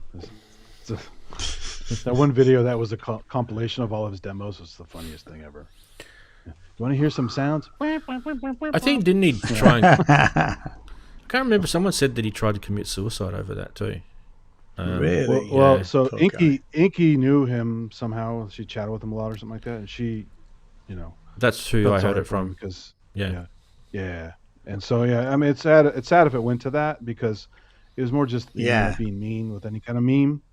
But, I mean, at the end of the day, he's not responsible for that crap. He's just the poor guy demoing it. He's just, he's being employed to say it's good, isn't he? Yeah, exactly. And you can see on his face, he's not buying it. He actually, he was actually really knowledgeable too. Like he, I mean, he probably just was, I don't know.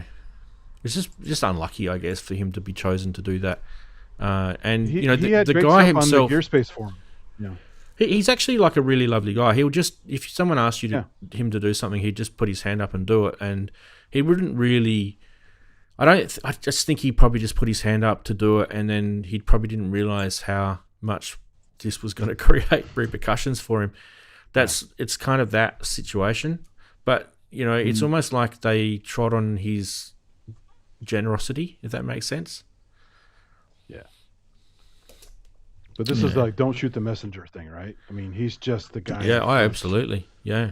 Cannon fodder, and he got shit on. So yeah. Let's go to Synth Quiz Central, if I can talk properly today, and we'll do clue number 2. Clue number 2. Here we go. Bang. Black epoxy hidden filter. There's your cryptic clue number 2. Bang. Yeah, I don't like it when that sort of stuff happens. Like, we were talking about that briefly with Ben Simpson and some Facebook stuff going on. It probably would be about 7 years ago now, and it's kind of that sort of shit going on as well. So, yeah, there's some but corporate stuff. You gotta have a thick skin, unfortunately. There's some trolls in the world, isn't there? That's what I'm saying. There's some trolls. Oh, absolutely. Yeah. Yeah. Yeah. Oh, I mean, I've been. Me too. I've been hammered by it. Before. Yeah. Yeah. Absolutely. And at the beginning, I mean, I'm pretty thick-skinned because, having been a university lecturer in the past, you have to be, because the feedback you get from students anonymously can be brutal, And the best one I remember was, 200 students, and one student says, "I don't like the way that Ian walks around when he's lecturing." It's just, yeah. How did you walk around, Ian? It's not about my content. It's not about my content. Not about my personality. It's about the fact that you're like skipping or something. I just would walk around. I would walk around the room, really. Apparently, that mattered the most. It wasn't the content. It was all about the. It wasn't the content. Yeah. All form, no substance is what they want, right? So they. Yeah. But I like you, Rans. It was skipping around like Malcolm and Wise. Yeah, I had to. I should have done. I had to teach Bachelor of Education students, which are basically future teachers, right? So Bachelor of Ed students, future teachers, and my lecture was programming. And none of them wanted to be there, but they all had to learn it because it's part of if you look at the whole sort of world that they have to learn a little bit about computers, and programming was like an intro sort of course. So I'm completely aware of what I'm dealing with. I know that technically that's my customer, right? That's my customer. Yeah. These people they don't want to be here. They're forced to do this unit. But the problem is, the reality is that the university's not going to budge on it, and they have to pass it to get to the next. It's a prereq, right? So they have to pass that unit. So I kind of did everything I could to make it so that it was bearable for them, but they were able to pass it so it wasn't too complex for them, especially people that just aren't computer literate at all. They had to sort of understand it to a degree, but oh my God, the unit itself, it was, it touched on object-oriented programming. It touched on, honestly, it got really dry. And I just don't know how I managed to get them through those. Some of the, towards the end of the modules, it was getting deep, and I thought, oh my God, you guys are going to have trouble with this. But hopefully there's not going to be too much in the exam. And what really sucked is at the particular time, when they actually sat the exam, it was worth 70% of their unit grade. So I never understood that. That means that pretty much you have to perform on the day. And people can have bad days doing exams. Absolutely. And you could be even if you study. I'm not good at exams. Yeah. You could study your butt off and you still have a bad day. It just, sometimes the brain doesn't want to do what the brain wants to do. It just happens. You have these little brain farts, As you get older, you have more of them, don't you? You do, yeah. Yeah. Yeah. I never got a bad UTEI. It's called UTEI, what we had, just the unit teacher education information it stood for. And it was basically a feedback avenue for students. And the funny thing about it was they couldn't put their UTEIs in after they got their grade. They had to put them in before they got their grade. So and I actually thought this is complete rubbish, because you're not going to ever going to get an angry UTEI from a student because they don't know their grade yet. No. Right? So it wasn't, I don't know, it wasn't real. It's not like a true feedback. Yeah, well, UTI, which is urinary tract infection. So. UTI, UTEI. Yeah, I know. We trust me, we joked about it. Yeah. Anyway, we completely went off on a little tangent, as we do on this show. Welcome. Did. But we're allowed, aren't we? Yes, we are. Indeed. Now, I think we should give the third clue for the synth quiz. What do you reckon, guys? Okay. Back to me again. Because we've got a few people putting answers in, and I'm thinking, well, you're a little bit off track. Because this is the third clue. Positive gate key release.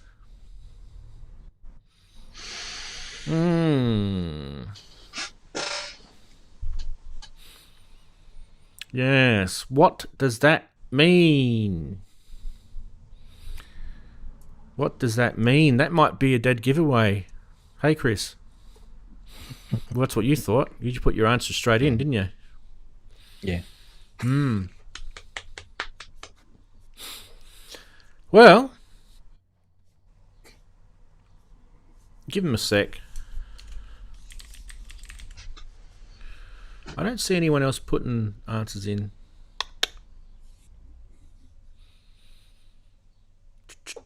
We'll just wait another 10 seconds for this delay of YouTube.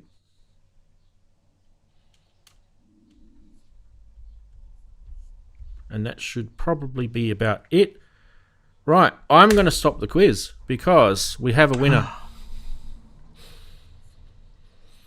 And the winner is whoever guessed this. Oh. Sorry. Oh, what a surprise. Yeah, the first thing is the clue. So. Oh dear, I'm terrible. Yeah, there it is. Yeah, the last bit was definitely a big clue. Yes, the only problem with these is you have to get a little bit cryptic, and there is a bit of ambiguity in the amount of space I've got to put the actual text. But I'll read it to you. The actual first clue was, in its entirety, was input pitch to CV. Basically, you can actually do a frequency to voltage converter, can extract pitch from a plugged-in guitar, for example. That's the first clue. Yeah. The second clue is in early revisions, the black epoxy resin was used to hide the filter chip or the filter circuit. Now, that could have been a whole bunch of ARP products, right? Exactly, yeah, because ARP was the same thing, and they had, of course, their famous, clone ladder filter that they had to revoke because it breached the Moog's patent and that kind of stuff. And in that case, that does send people down a rabbit hole, doesn't it, when you start doing that? That might have been by design, guys. Anyway, the last clue was the standard positive gate signal will cause it to trigger only the key release. So there you go. Vicky says somebody got it before Chris. Yeah. No. Well, we don't know yet. The first guest. We don't know yet because I haven't checked, right? I now need to go in and check to see who's got it. But Chris is very happy with himself. And the answer is a certain person called Andy got it first. I told you the first clue was sold it for me, but it could have been something else too. So yeah, I took so a gamble. Andy and Chris on the money. Well done, boys. 1, 2, 3, 4, 5, 6, 7. Because I love that feature. Plugging in either a microphone or a guitar into the input, and then it's like a poor man's pitch to MIDI. It works great. Yeah. The MS-20 is very cool. I've always wanted one. The mini one, probably. The mini one's great. In fact, I got one hacked by a guy. He did all kinds of mods to it and added a patch bay to the top of it. It's really cool. For Andy to get that on the first clue, that's pretty good going. I'm not going to lie. Now, let's have a look at our quiz leaders. Let's check out the leaderboard in the chat. Here we go. Dum, da, da. Leading the top is Wagoo on 4. Then we've got Bicky on 2, Smithy on 2, Babs on 1, Droigs on 1, and it cuts it off because it does just the top 5. And that means, Andy, you'd be in the top 6. Well done, mate. Good job. You're on the leaderboard. Brains Trust is on the board. During the week, I might do a little graphic so that you can be on the graphic. It's like the jerk. I'm somebody now. I'm in the phone book. I'm somebody. Well, you'll be like Jeremy Clarkson. I did a thing. Yes. I have warmed to Jeremy Clarkson. I'm watching the series of because of the farm series, and he really cares about his animals. You know what? That is. Cares. It's actually really funny because it's about a year. Oh yeah, I've seen all in the past with what's been happening in the UK because it takes about a year for them to edit and everything, get the videos out onto Prime, right? And during that time, there was a big, massive crap going on with the UK government taxing farmers 20% and all this sort of stuff was going on, right? And if you actually think about it, that, and along with the appointment of the US ambassadors, UK ambassador to the US, and a few other things, I think that was pretty. Lord. I think if you add all those things together, that was pretty much the demise of Mr. Starmer. Right. Yeah. Good, they're constantly filming Clarkson's farm. Even when it finishes, it's constantly being filmed. Because they run the cameras like it's a bit like a living set type of thing. So he's constantly running it, even because they obviously edit it at the end. So there is bits that not getting because it's being constantly filmed. But that's why. So you've warmed to Jeremy Clarkson then, Ian. I have. I mean, actually, I've Pete knows him, who's you see on PSN from time to time. The one thing Pete said to me about him, he says he always pays his bills on time, and that's something to start with, But actually, I mean, politically, he's a Tory, or he was. Yeah. Well, it helps if you've got money, doesn't it? He does, yeah. But actually, I mean, for the fact that he. I always used to think he was a cock, if I'm honest. He probably still is a bit of a... But he's got insight, that's the thing. I think he probably was a bit when he was younger. I think he probably was. Jen and I was saying that the other day. He was a in the early days of Top Gear, I think he probably came across a bit pompous. Yeah. Now he's a bit considered. Thinks about other people. But he's knocking on a bit and he's got a few health problems, poor guy, you know.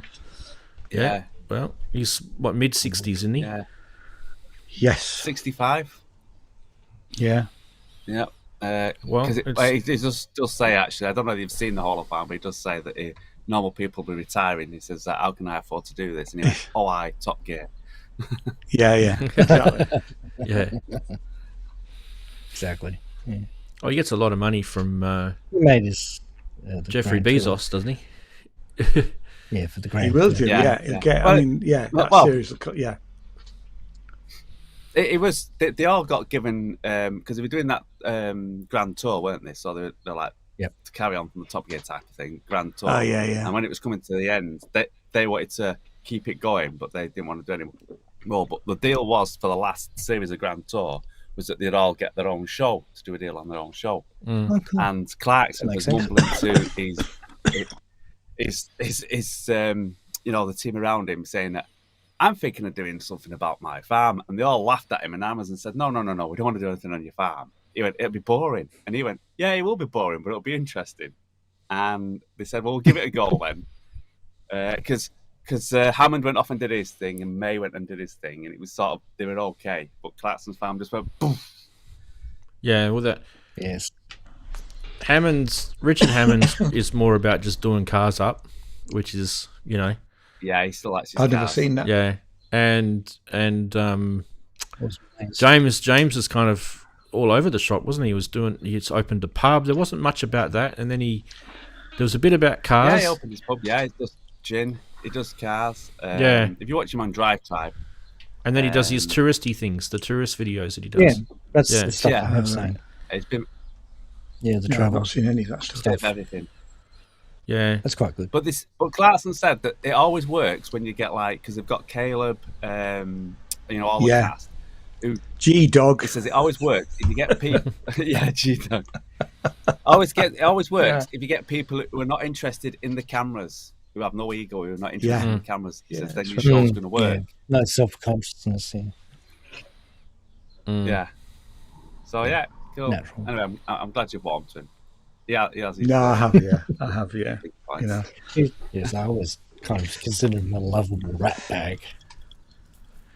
Well, I think that's It's strange because originally when he first started, the word was that a lot of the UK farmers hated him. They thought he was, he doesn't deserve to be there. He's not our representative, And it's actually all changed in the last, especially in this last season, because he's, he got really big behind the anti-UK government with that 20% tax, which is, I think, was ridiculous. Like they were taxing fertilizer as well on top of that, and then basically there was some really, really pathetic sort of loophole with the law where you had to be earning over a certain amount, and then if you earn over that amount, you had to pay 20% tax, and it just about every farmer would be paying that sort of amount anyway. It was ridiculous. 80%. Yeah, it was a massive amount of farms that were affected by it. But there was an inheritance tax thing, wasn't there? About passing your farm down to like father to son. They're trying to do that shit here in Australia too. Honestly, they're trying. Anyway, don't get me started. I would imagine if you're going to dislike a TV personality, probably be more Piers Morgan than that guy. So Piers Morgan. Oh, absolutely. So. Yeah, he is. Yeah, he's polarizing, isn't he, Piers? I have to say, he's I not really good at what he does. I mean, he calls you know. himself a journalist, but he's always got gaps in a lot of the stuff he talks about. So you just Oh, it's purely clickbait what he does. Yeah, for sure. Yeah. Especially now, the new show he has, the uncensored one. Yeah, is all. Is that on YouTube? Yeah, it's on YouTube. Yeah, no. Didn't he get sacked? He got sacked from a TV channel, didn't he? He got sacked from Good Morning Britain. Was it Good Morning Britain? ITV. Good Morning. ITV, Yeah, wasn't it? It was ITV. Yeah. He was on the Got Talent show, America's Got Talent. They kicked him off of there. Well, Oh, did he? Piers Morgan doesn't like Australians, so you can probably guess what we think of him down here. It's all right. Let me think. We don't like him either. Something American to make can keep dartboards out of. Yeah. Whenever we play Friend of the Trump's, UK isn't in the cricket, there's always some grab about what he's saying about Australia. Yep. And I just think, Yep. I don't want to hear from this guy. Like, he's the Exactly, least related to cricket person in the world ever. He didn't even play the game. Maybe he played it as a kid. I'm not sure. But who cares what he has an opinion? Like, what I want to hear about is I'd rather hear from ex-cricketers and Absolutely. people who are actually knowledgeable, not some. Yeah. By the way, Big everyone, bait we've sort of moved into Saturday sonority. We have, Darren. Would you like me to formalise that with the It's stinger? very organically slid into You it. might as well. All right, here we go. Let's formalise it with the stinger. But you know what?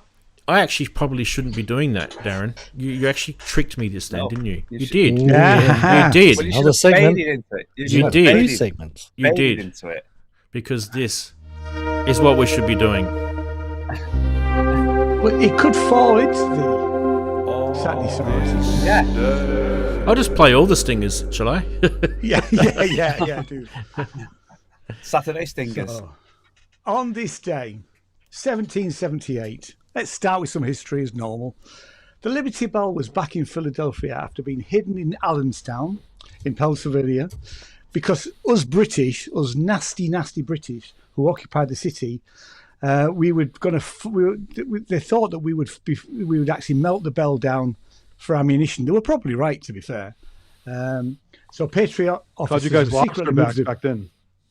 That was the So, we usually, I think we lose every battle apart from, well, Yeah. I won't go there, you know. So anyway, it made its triumphant return, to it, you know, and it's back where it should be, isn't it? Let's face it. Then we're at 1871 in Japan. Just The recently. yen was adopted as that recent, yeah. We like to start early, don't we? No, we started 1500s, don't we? The yen was adopted as Japanese official monetary unit when the government suspended the exchange of clan notes. Now, clan notes apparently were issued by feudal lords and had circulated since the 16th century. Okay, so then we jump right forward to 1944. Born today, happy birthday, Bruce Johnson, vocal guitarist of the Beach Boys. In 1965, Johnson joined the band for live performance in filling in for the group's co-founder Brian Wilson when he decided not to go back on the road.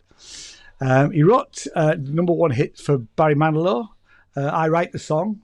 Well, less say about that, the better. And he also sang recordings with Elton John's Don't Let the Sun Go Down on Me, and apparently several songs on the Pink Floyd's The Wall album.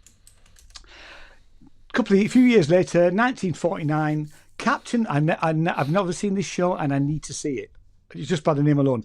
Captain Video and his Video Rangers debuted on Dumont TV as the first TV science fiction series.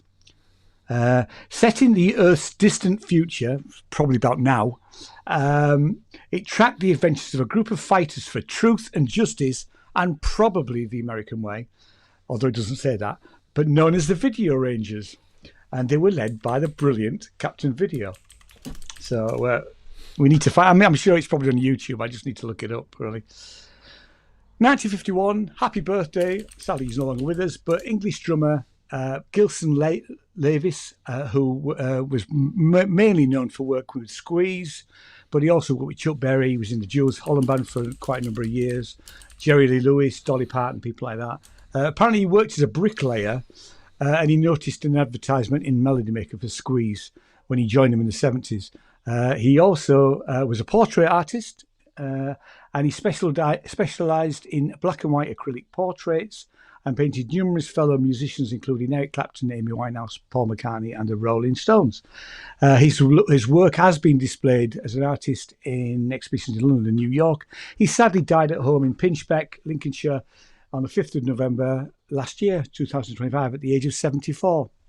1954, first nuclear power station opens in Akai. I pronounce it somewhere near Moscow in Russia. The location was roughly 100 kilometers southwest of Russia. Now, would you really put a nuclear plant that 100 kilometres from your major city or your capital. Anyway, the plant operated successful for 48 years until it finally shut down in April 2002. Following the shutdown, it was transformed into the Industrial Memorial Complex. How Russian is that? Which now acts as a musician and educational centre for the nuclear industry. 1964, the Rolling Stones appeared as the entire panel on the UK TV show Jukebox Jury. Now, I vaguely remember Jukebox Jury because I think it finished in 67, so I was quite small. Have you guys ever heard of Jukebox Jury? It happened every Saturday night. So the music panel ran the show from the 1st of June 1959 to December 1967, attracting 12 million views every Saturday night. And apparently, what used to happen is that, they play records, and then people would either like it or not, and it would be hit or miss. And so people whose record they were playing, occasionally they would turn up on the show to actually stand there and have whoever it was turn around and say, "Oh, I thought it was absolute rubbish." So it was quite entertaining. There's probably bits on YouTube, but it's a long time since I saw it vaguely as a small child. 1964 also, Peter and Gordon went to number 1 in the US singles chart with the John Lennon and Paul McCartney song A World Without Love, which was also number 1 here in the UK. Peter Asher went on to become James Taylor and Linda Ronstadt's manager. And we jumped to 1966. The Mothers of Invention released their debut album, Freak Out. It's not one that I've got. I've got a couple of other Frank Zappa albums. One of rock's earliest concept albums, and one of the first double albums. Freak Out found the Frank Zappa fronted band offering the tongue-in-cheek take on American pop culture, and it was recorded by the legendary producer Tom Wilson, who had done Sunray, Bob Dylan, and Velvet Underground, and the album became a cult favourite over the following years. And was later inducted into the Grammy Hall of Fame. I probably need to listen to it. I don't think I've heard that. I've got Get Your Ya-Ya's Out is one that comes to mind. Anyway, but everybody should listen to Frank Zappa and the Mothers of Invention. They're great. 1967, Mick Jagger of that there Rolling Stones was found guilty of illegal possession of 2 drugs, surprise, surprise, found in his jacket at a party. The drugs were given to him by Keith Richards. And he was remanded overnight in Lewes jail in England. Prisoner number 7856. Jagger requested books on Tibet and modern art and 2 packets of Benson and Hedges cigarettes. I think he was only there overnight. I mean, what else?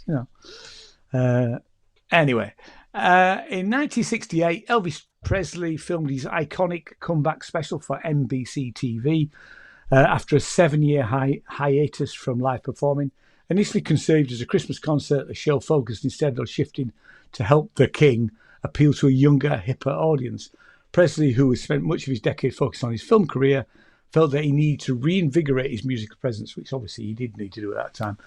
Filmed in NBC studios in Burbank, California, the concert offered an intimate, informal setting while Presley wearing a black leather jumpsuit. I've vaguely seen it years ago. I think he even did some kung fu bits on it, which was always a bit naff, really. But he performed many of his classic songs. 1970, the newly formed Queen band, who's heard of them, features somebody called Freddie Mercury, possibly still known as Freddie Bolsera, on vocals, guitarist Brian May, drummer Roger Taylor, and Mike Gross, what happened to him, on bass. They played their first gig in Truro City Hall. He can't have been. No, he's one of life's lost heroes, isn't he? He was in a band that became absolutely massive, and they did it without him. There are a few people like that. Anyway, they played their first gig in Truro City Hall, about an hour away. Actually, no, it's even further. They said Truro City Hall isn't in Cornwall. Anyway, and they were billed as the band Smile. Brian and Roger's previous band were being booked to play original material at that time, including an early version of Stone Cold Crazy, which I think was on the first album. Also in 1970, apparently there was a 3-day Festival of Blues and Progressive Music, 16 miles down the road. I wish I'd gone, although it's probably a bit young. The lineup including Santana, Led Zeppelin, they headlined, Country Joe McDonald, Coliseum, Jefferson Aeroplane, who for some reason had their set aborted, The Byrds, Dr. John, Frank Zappa and the Mothers, Canned Heat, Steppenwolf, Johnny Winter. It's a great lineup this for 1970. John Mayall and with Peter Green, and Pink Floyd, who premiered their new suite called Atom Heart Mother. Ooh, whatever happened to them? But at that time, they announced it as it was called Amazing Pudding. But there was also a couple of other bands, Pentangle and Fairport Convention. 1981, Motorhead scored their only UK #1 album with No Sleep Till Hammersmith, the live album recorded in Leeds and Newcastle shows during the Short, Sharp Pain in the Neck tour. The name of the tour was a reference to the injury sustained by Phil Taylor when he was dropped on his head during some after-show horseplay. Despite the title of the album, the London venue at the Hammersmith Odeon was not played on the tour. I do remember seeing a documentary on them, which is, again, probably on YouTube now. And their drummer broke his hand to such an extent that he couldn't hold a stick. And rather than stop the tour, they just gave him loads of drugs, gaffer taped his hand up so he could continue with the gig. So every night he'd have his hand gaffer taped up, but his hand was badly broken. 1968, Jim Henderson's fantasy film Labyrinth, which I don't actually think I've seen all of, written by Terry Jones and starring David Bowie and Jennifer Connelly, is released in the US. 1988, the Fat Boys. Have you ever heard of the Fat Boys? A band that I have missed. Anyway, the Fat Boys filed a $5 million lawsuit, 2.94 million UK pounds, against the Miller Beer Company, following a TV commercial featuring their three overweight rappers clad in Fat Boy-style Davy Crockett hats.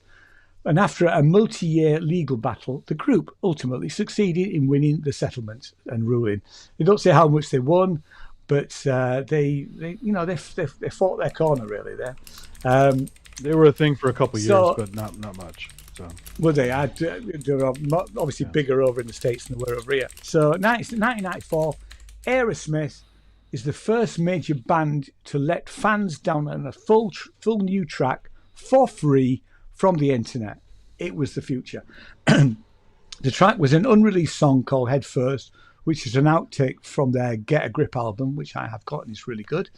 It was distributed by an early internet service called CompuServe, the format of a 4 megabyte WAV file. And because most fans were using early dial-up modems, the download took between 60 and 90 minutes to complete. Despite the slow speeds, over 10,000 fans successfully downloaded the track in the first 8 days. And it was the future. 1999, Tony Hawk was the first skateboarder to land a 900. I mean, I never did skateboarding. My kids did, but apparently it's 2.5 revolutions aerial spin, and he did it at the X Games in San Francisco, California. I vaguely remember him being at the face of some TV game when my kids were growing up. Anyway, 2002. The day there was the Who, their band The Who was scheduled their first show of their US tour, and annoyingly for them and irritatingly I'm sure for their fans, but bass player John Entwistle died, age 57.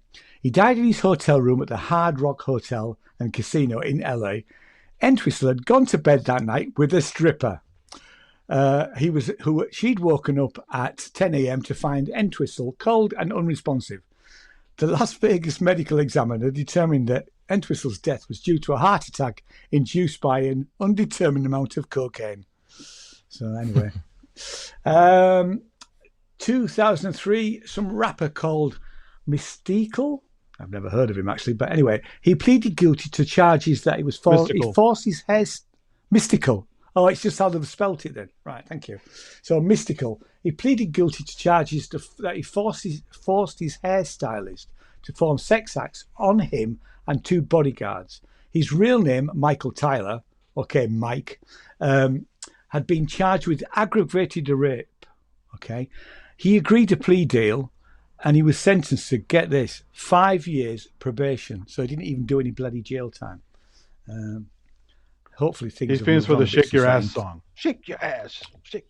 I don't really remember that, but it was the fact that he didn't even do jail time for aggravated rape. I mean, you know, obviously they weren't taking rape serious. Really. A lot of celebrities get away with that. I won't go into details. Yeah. You probably have to say grape, just in case YouTube tells you off. Yeah. Oh, yeah. So, anyway, so 2004, Beastie Boys were #1 in the US charts with 5 Boroughs album, the rapper's 4th US #1. Also, apparently in the UK, we had Mike Skinner score his first UK #1 with the Streets album, A Grand Don't Come for Free, which, if you've never heard it, is a really good album. And let's just move on a bit. 2012, the chief medical officer of Russia said that the Beatles were to blame for the country's drug problem. So he actually said that the country's youth, I mean, this is 2012. I could understand it earlier, but anyway, he said that the country's youth got introduced to the idea of drug taking when the Beatles travelled to India to expand their minds. No, I don't think so. Anyway, and that after it entered the public consciousness, the people of Russia, clearly all their kids were making money from selling drugs, and it was all down to the Beatles. You got to blame Paul McCartney did get busted for smuggling weed into Japan. So he did. I remember that. Yeah, I remember seeing that on telly. So 2015, poor old Chris Squire died, the bass player and co-founder of the British progressive rock band Yes. I was never a fan of Yes, although I did like the later stuff. The stuff that they did with what's his face joined on bass. 92510, whatever it is. Yeah, the postcode album. The album. Yeah, postcode album. Yeah, that's the one. Thank you. It's a great album, actually. The prog rock stuff is brilliant. It's just amazing stuff. I listened to it, and a mate was really into it, and it just didn't do it for me, you know. So it was nothing wrong with it. It was fine. And actually, just as an aside, Rick Wakeman's books are incredibly funny about his time in Yes. Definitely worth a read if you've never read it. Out of the library. Owner of a Lonely Heart was produced by Trevor Horn. So that's it. That's the one. That's a great song. It's great. That's a really good album. Anyway, Chris Squire was the only member to appear on each of the 21 albums, probably because it was his band. Not saying. But anyway, released from funny about 1969 to 2014. Yeah. So 2020. American guitarist Paul Carr died at the age of 70. He was the lead guitarist from the famed Muscle Shoals rhythm section and recorded extensively at the famed recording studio in Muscle Shoals, Alabama, and the Muscle Shoals Sound Studios in Sheffield, Alabama. Sheffield's in Yorkshire. He recorded with Joan Baez, Bob Seger, Joe Cocker, Boss Skaggs, Paul Simon, and a whole host of other great people, also including Wilson Pickett, and Hank Williams. And lastly, not connected to music, but today happened at about 1 o'clock this morning. The BBC's historic long-wave radio service was permanently ended. The closure, I mean, actually for years nobody's really listened to this, but the only thing you could probably pick up on it was BBC Radio 4. The closure concluded 90 years of long-wave transmissions, primarily affecting BBC Radio 4, but the BBC decided to cease the broadcast due to the aging third-party transmission infrastructure, high energy costs, and dwindling listener numbers. The majority of listeners had migrated to digital platforms, particularly Radio 4, and its programmes continue to broadcast without interruption. But our BBC's having issues at the moment because they've just announced last month that they're going to axe 2,000 jobs, mainly in journalism, which is not good. I mean, I am critical of the BBC, but I want it to be there. But anyway, that's a whole different story. Not a lot's changed on the music front. We've bloody Sam Fender and bloody Olivia Dean have gone back to #1 in the UK. Olivia Rodriguez is still #1 album. US, Taylor Swift is still #1 in singles, and Olivia Rodriguez is #1 album. Australia, you've not changed for months, really. Still Olivia Dean and Noah Khan. Can't be the everywhere. same, surely. Nah, it's Taylor Swift. Taylor Swift up top. Is it? Yeah, I knew it. I knew you is up top. I need to check where I got it from. The what's one of your charts? Aria. You got to get it from Aria. Aria. I got that from Aria. Checked it yesterday. Anyway, it told me wrong. Anyway, the top film everywhere, and apparently it's not very good, so I might not go and see it because I've seen all the others. It's Toy Story 5. Which is what that song comes from.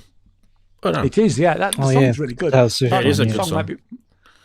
The song might be better than the album. They're better than the film, actually, because I did see a couple of reviews. And the kids are liking it, apparently. I don't know. My kid's too old for it, but apparently the kids are saying they like it. My daughter works at the cinemas, so... Yeah. So, I mean, I've seen all the others, and I think the others are great, but I might give this I might wait till it's on streaming for free and then watch it then. Yeah. Yes. Good job. Good job, Ian. Thank you. Thanks, Ian. Good stuff. What was I going to say?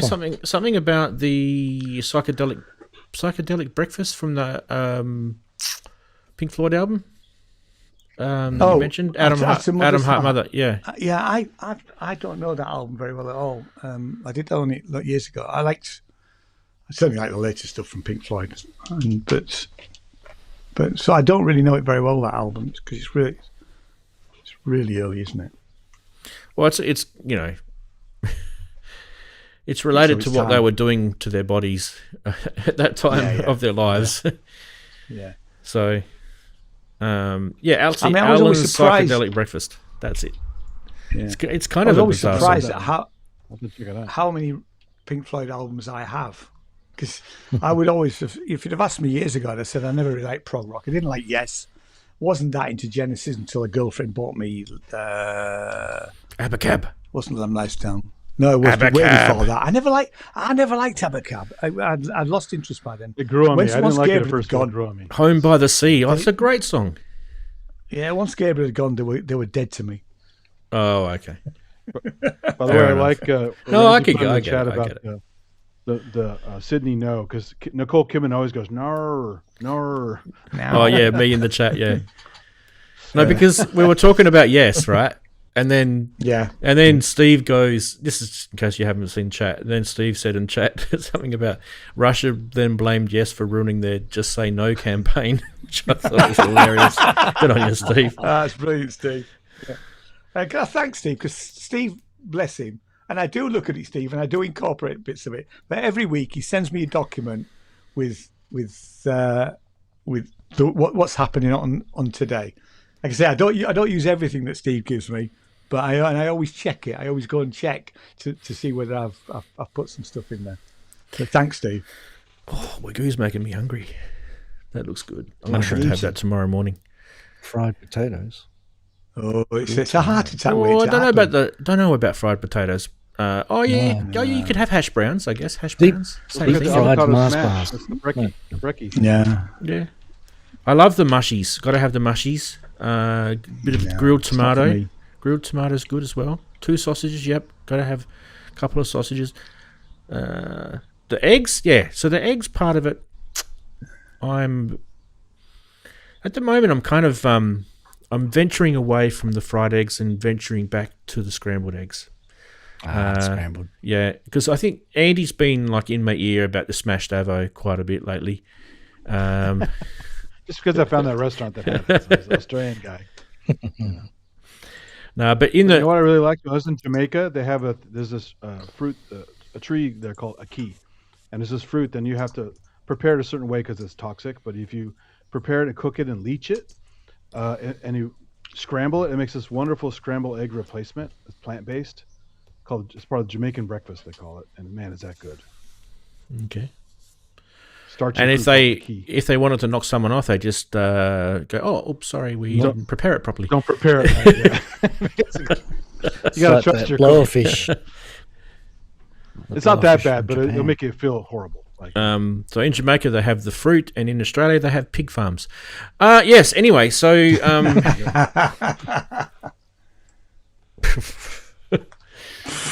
that got very dark very quickly, didn't it? It's for Rastafarians because it's a food called ital. It's vegetarian food. So, fair enough.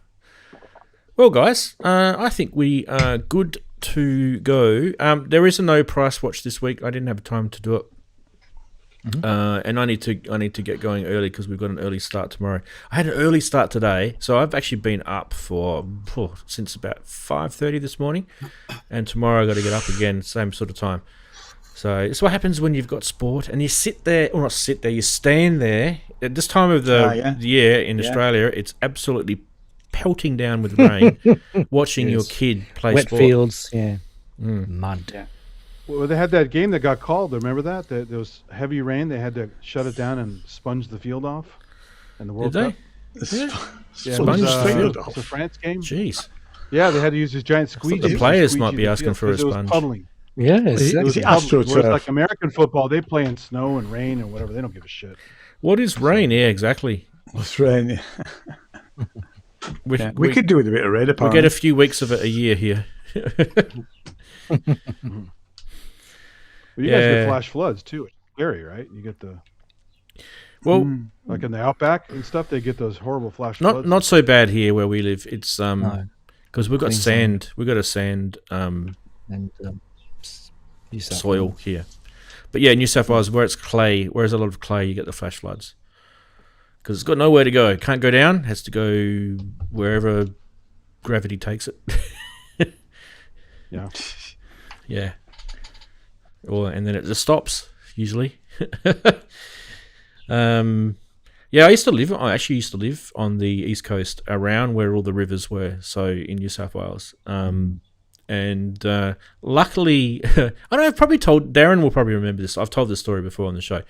So I used to be in the military, and one day they're really bad. Like, you can't ever be late for work because you get in trouble. You actually get, you'll get charged, and it goes on your record. It's really bad. So it's called AWOL, absent without leave. Anyway, so one day it rained really heavily for a couple of days, and after it rains, it does take a few days for the rivers to fill up and swell and then flow, right? And where we lived, we rented this place. It was kind of like in this rural area. It was like a 5-acre property. It was a bunch of us guys. It was so good. It was like, honestly, in your early 20s, sharing this massive house, 5 acres with a bunch of guys. It was actually a pretty cool life. Anyway, so we're out there, and where this place was, it was a place, you guys can look it up, it was a place called Brandy Hill in New South Wales. There's 2 rivers that go around this hill, and we're living on top of it. It's a massive hill, but we're living on one part of the top of the hill. And so I get ready for work in the morning, jump in the car, drive down the road, and I get to the bottom of my street, and I can't go any further because it's all water, and it's like really deep. It's probably 2-3 meters worth of water deep, and it's literally just flowing like a river. And this is a road, the river's a long way away, but it's got all the way up. Anyway, so I turned around and went back.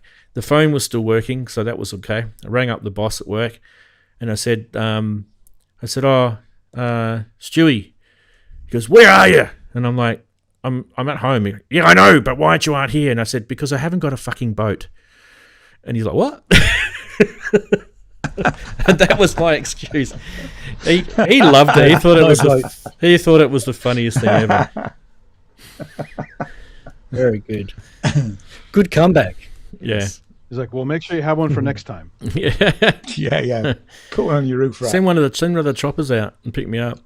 It was actually really cool because we actually got stuck there for, I think it was like 3.5 days, and like we'd have to go down and check.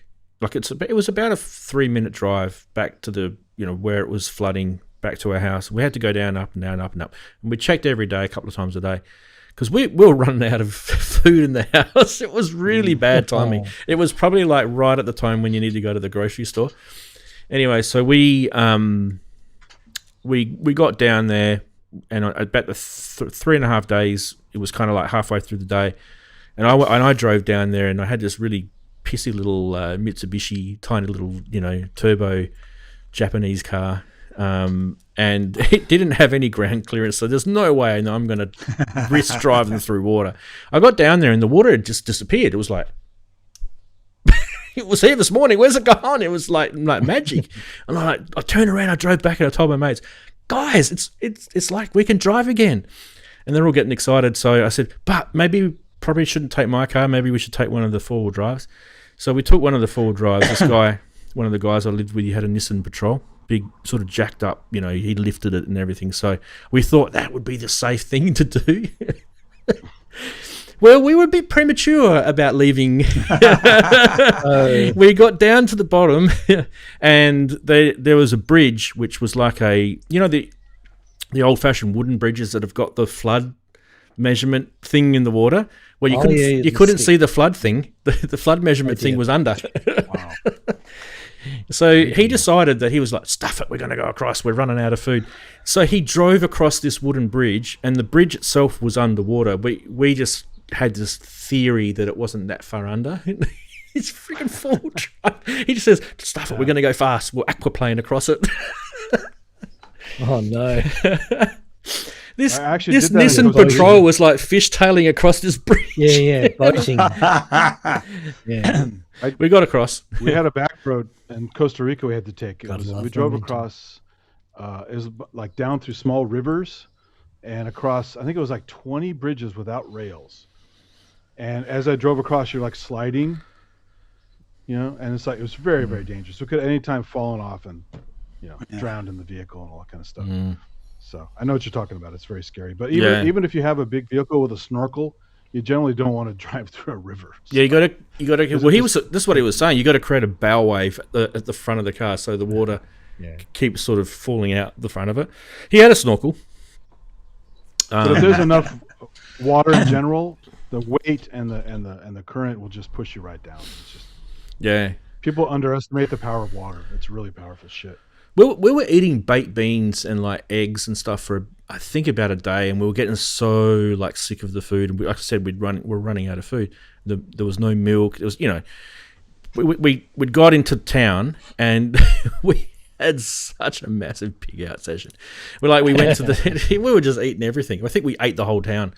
Filled the car up with food because we didn't know if it was going to flood again, and went back. It was such a funny time. And like we got back, and the neighbours came out and said, "Where did you guys go?" And we went, "Oh, to the shops." "How did you get to the shops?" "Oh, we drove there." "Oh, is the bridge open?" "No." This is like really awkward conversation with the neighbour. Exactly. Yeah. So how did you get across the bridge? Well, I wouldn't recommend what we did. Yeah, exactly. We're young and not necessarily sensible.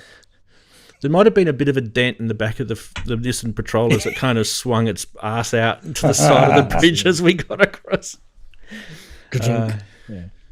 Well, the funny thing is, in Costa Rica, I was actually having fun, even though it was taking a hell of a long time. My girlfriend almost had a heart attack about 20 times, so that was just freaked out the whole time. So. My friend who had the full drive, they on the passenger side, they've got that handle that goes across where the glove box, just above the glove box, and he calls it the holy shit bar. And every time there's a girl that gets in, sits in the front, she goes, "Why is it called the holy shit bar?" He goes, "Just hang on, you'll see." And he takes her off road. Holy shit! Exactly. Well, that's why it's called. That's why it's called the holy shit bar. You should have seen the car when I returned it. It was a brand new Daihatsu Terios, like a little. Oh yeah, little ding-a-ding. And it was completely trashed from driving around Costa Rica. It was a brand new car when I got it. Oh, not hard to trash those. You should have had a Suzuki. Should have got a Suzuki. Well, it's the same like a Suzuki Samurai, one of those kind of shitty little, but you can't break a 4x4s, Suzuki. 4x4s. You can break a Daihatsu, but you can't break a Suzuki because those things are indestructible. But I was like, we were bottoming out on rocks, and the roads were terrible in the back roads. And Fantastic. It was crazy. Yeah. Guys are talking in chat, talking about recording storms. I absolutely love this time of the year. Chris, you probably do it too. I get my Zoom recorder out and chuck it out the front. And just a couple of cool things that you can get. I mean, obviously the sound of the Thunder is awesome, especially with a nice stereo field recorder is awesome to get that.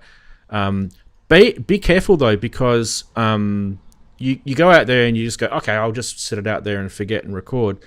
And when the Thunder comes, it completely clips everything through your recording, so you don't get a good sound. So make sure you back off your gain. The other thing I like to get is the sound of the rain, because you get all these different water sounds. You get like strong rain, and then you get the drip sounds and the running water sounds. You can pick it all up. It's actually really, really cool. So it's a good time of the year to do some really nice samples for yourselves. Great for your little synthy, ambient albums. If you got any of those planned? Yeah, I mean, I did 3 albums based around a thunderstorm in real time that I recorded back in 2012 in Bristol. And I woke middle of the night, put my Zoom by the window. I had to cut out a lot of the wind noise because it was obviously a real storm. But I got all of that stuff about the rain, and like at one point scaffolding fell down. It sounded amazing. Wow. All that sort of stuff. Wow. Yeah.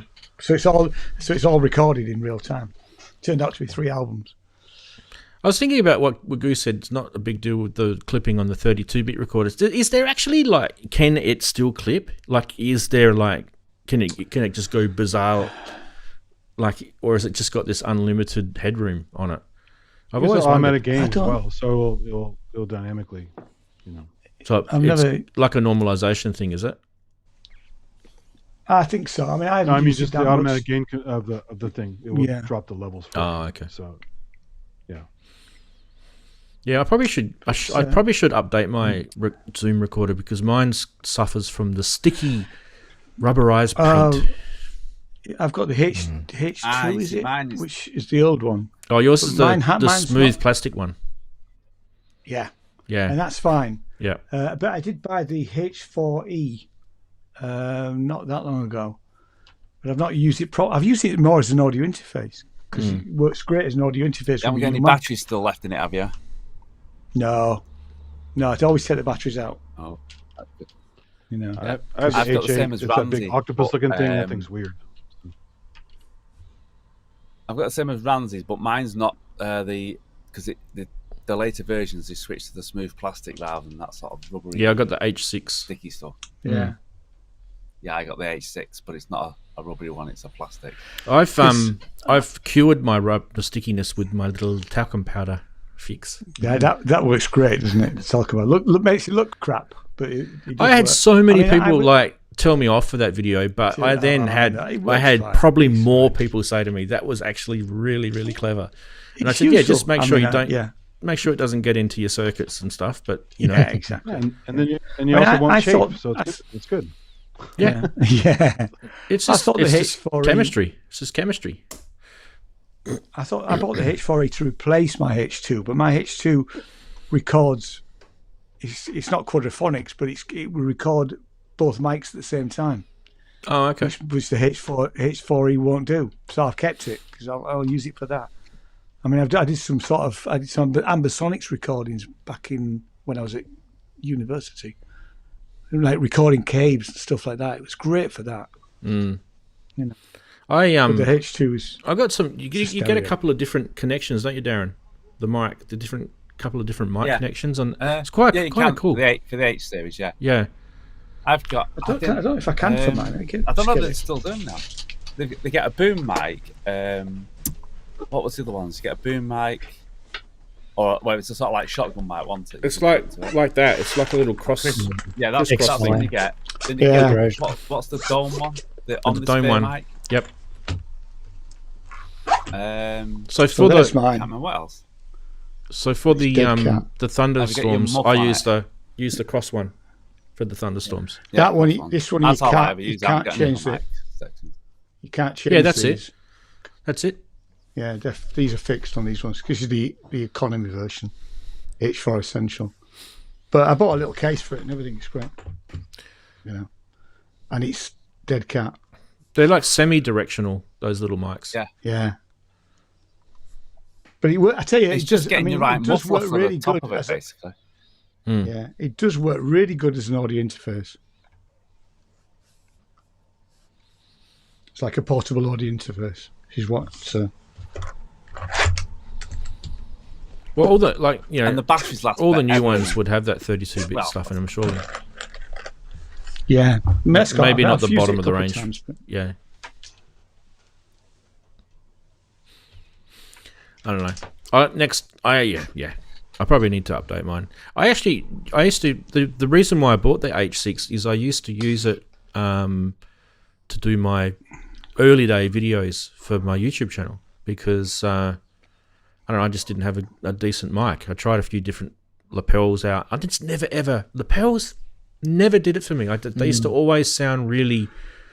I spent big money on lapels too. They're kind of tinny. Yeah, they're not great. They're not a lot of low end on them. Never sounded good. And maybe, I don't know, maybe I was just doing something wrong, but I just gave up. And then I ended up getting the H6 and, positioned it sort of somewhere just slightly out of camera eye.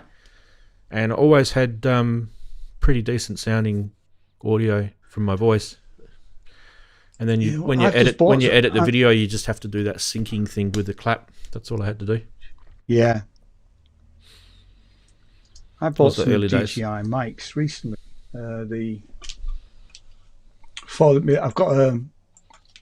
bought a new camera. I think I showed you the camera, but I bought a pair of mics to use for Edinburgh, and they're all right. I know what you mean about them being slightly tinny, but with the DJI they connect via Bluetooth, and they've got some processing going on inside them. I can use them with anything. I could use them with a mirrorless or whatever. But I've got these. These are the Mic Mini. Mic Mini 2 is the ones that I bought. This is the first generation of the of Rhodes, the Wireless Pro or whatever they're called. This is the first generation, and I will admit these sound a little, because I used to do my actual live stream with these. These sound a little boomy, a little reverby. So even if you've got Chinese knockoffs of those Rhodes, there's the Chinese knockoffs. Yeah. So I bought these. These are the ones that I got. Yep, the DJI ones. Yeah. I've also got one. I mean, so there's a pair of them because Jane and I need one each. But I've also got another one, just a single one if which is actually better because that actually records into itself as well. So it will transmit to the camera, but it will also just record it. Yeah, I don't know, 8 hours or whatever it is. I don't know. I'm a big fan of Zoom for portable recorders. I still think, like Bicky's saying that he wants to get one. I think bang for your buck. And this time of the year, I don't know if it's the same over in the UK and in Australia. We're doing end of financial year sales at the moment, so it's cheap to get stuff at the moment. I've got loads of Zoom stuff. I mean, I've got a Zoom R16. I had a Zoom 8 multi-recorder. I've got the Zoom L6, I've got a Zoom L4. When's the UK end of financial? Is that March? I've got the small Zoom. April. Yeah, I knew it was around there. So you've had yours.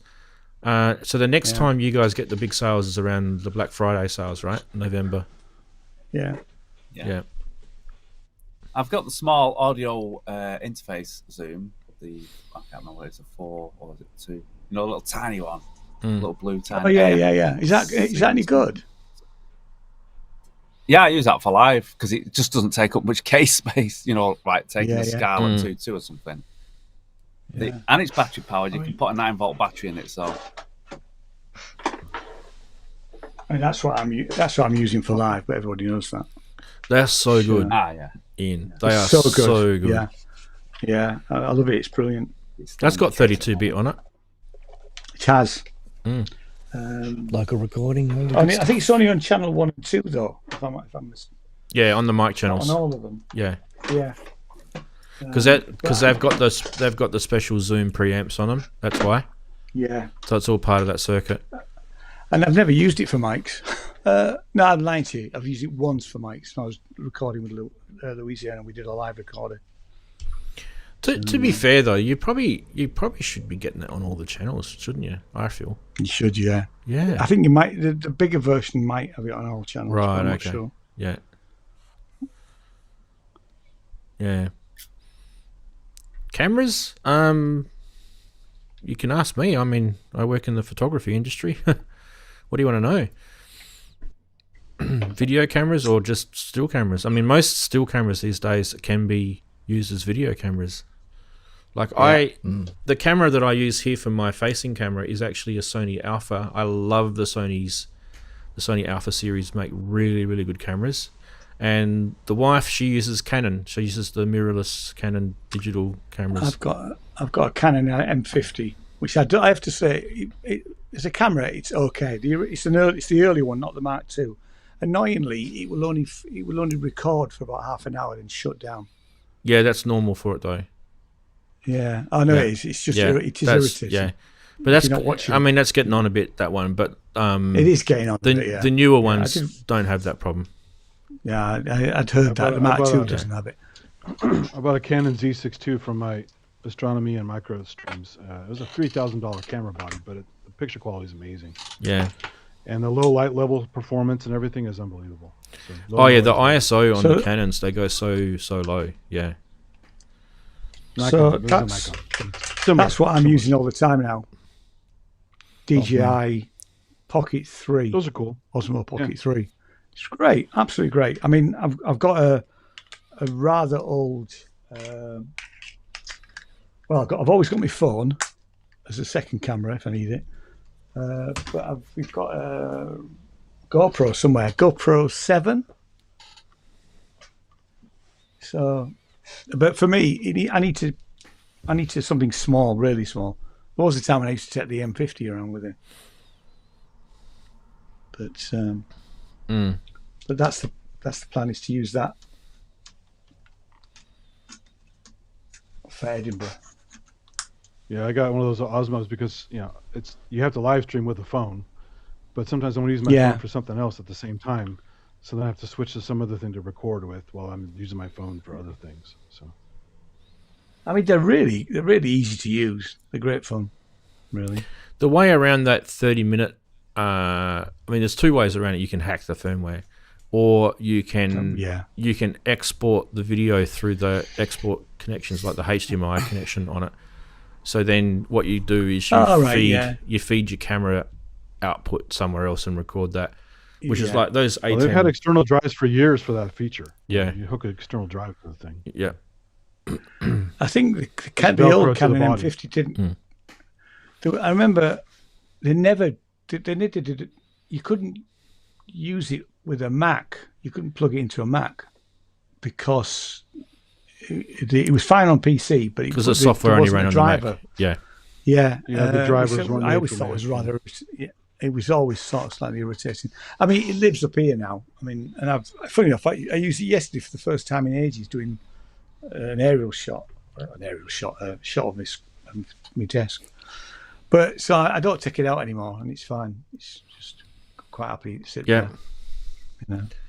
Well, the two main cameras that I use for my stuff here are both Sonys, because I find them really good value for money. Like, you do have to spend a bit of coin, but the one, like I said, the facing one's got Carl Zeiss lenses in it. They're really, really good, the Alpha.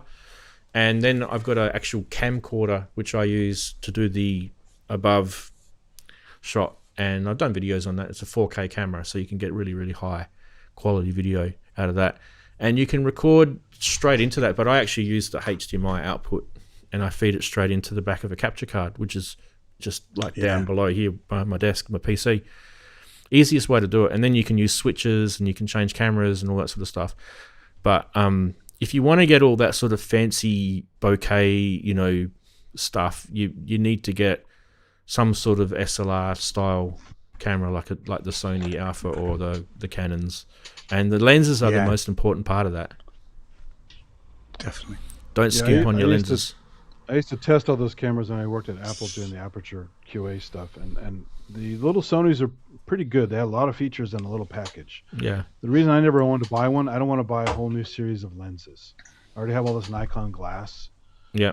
And if you buy another, then you have to buy a bunch of Canon glass. You do. You have to buy into their lens systems. Yeah. That's it. And they're adapters, but the adapters remove the mechanical. And you get lens aberrations with adapters too. Yep. Yeah. Nah, once you get into it, you've got to you got to stick to it. It's an ecosystem. Yeah. I've got a Nikon, which I want to say, but I haven't used them for ages. It's a DLSR, but it's well out of date now. It's a D5000, so it won't be mirrorless. It is mirrored. Yeah, but you've got all the lenses. You see, like Andy says, you don't want to start switching. Well, mirrorless only really matters if you want to do something without shake, like you're doing like long exposure stuff with a telescope or microscope, whatever. And when the shutter goes like that, you get camera shake, and then it messes up your picture.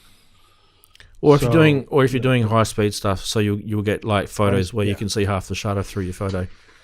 So and there's better light coming through it and stuff like that. But the early days of the like Olympus on the OM series, they had a mirror lock feature where you could, if you got your shot perfectly lined up, you could lock up the mirror and then snap, and no shake on the camera. It was pretty cool. Yeah.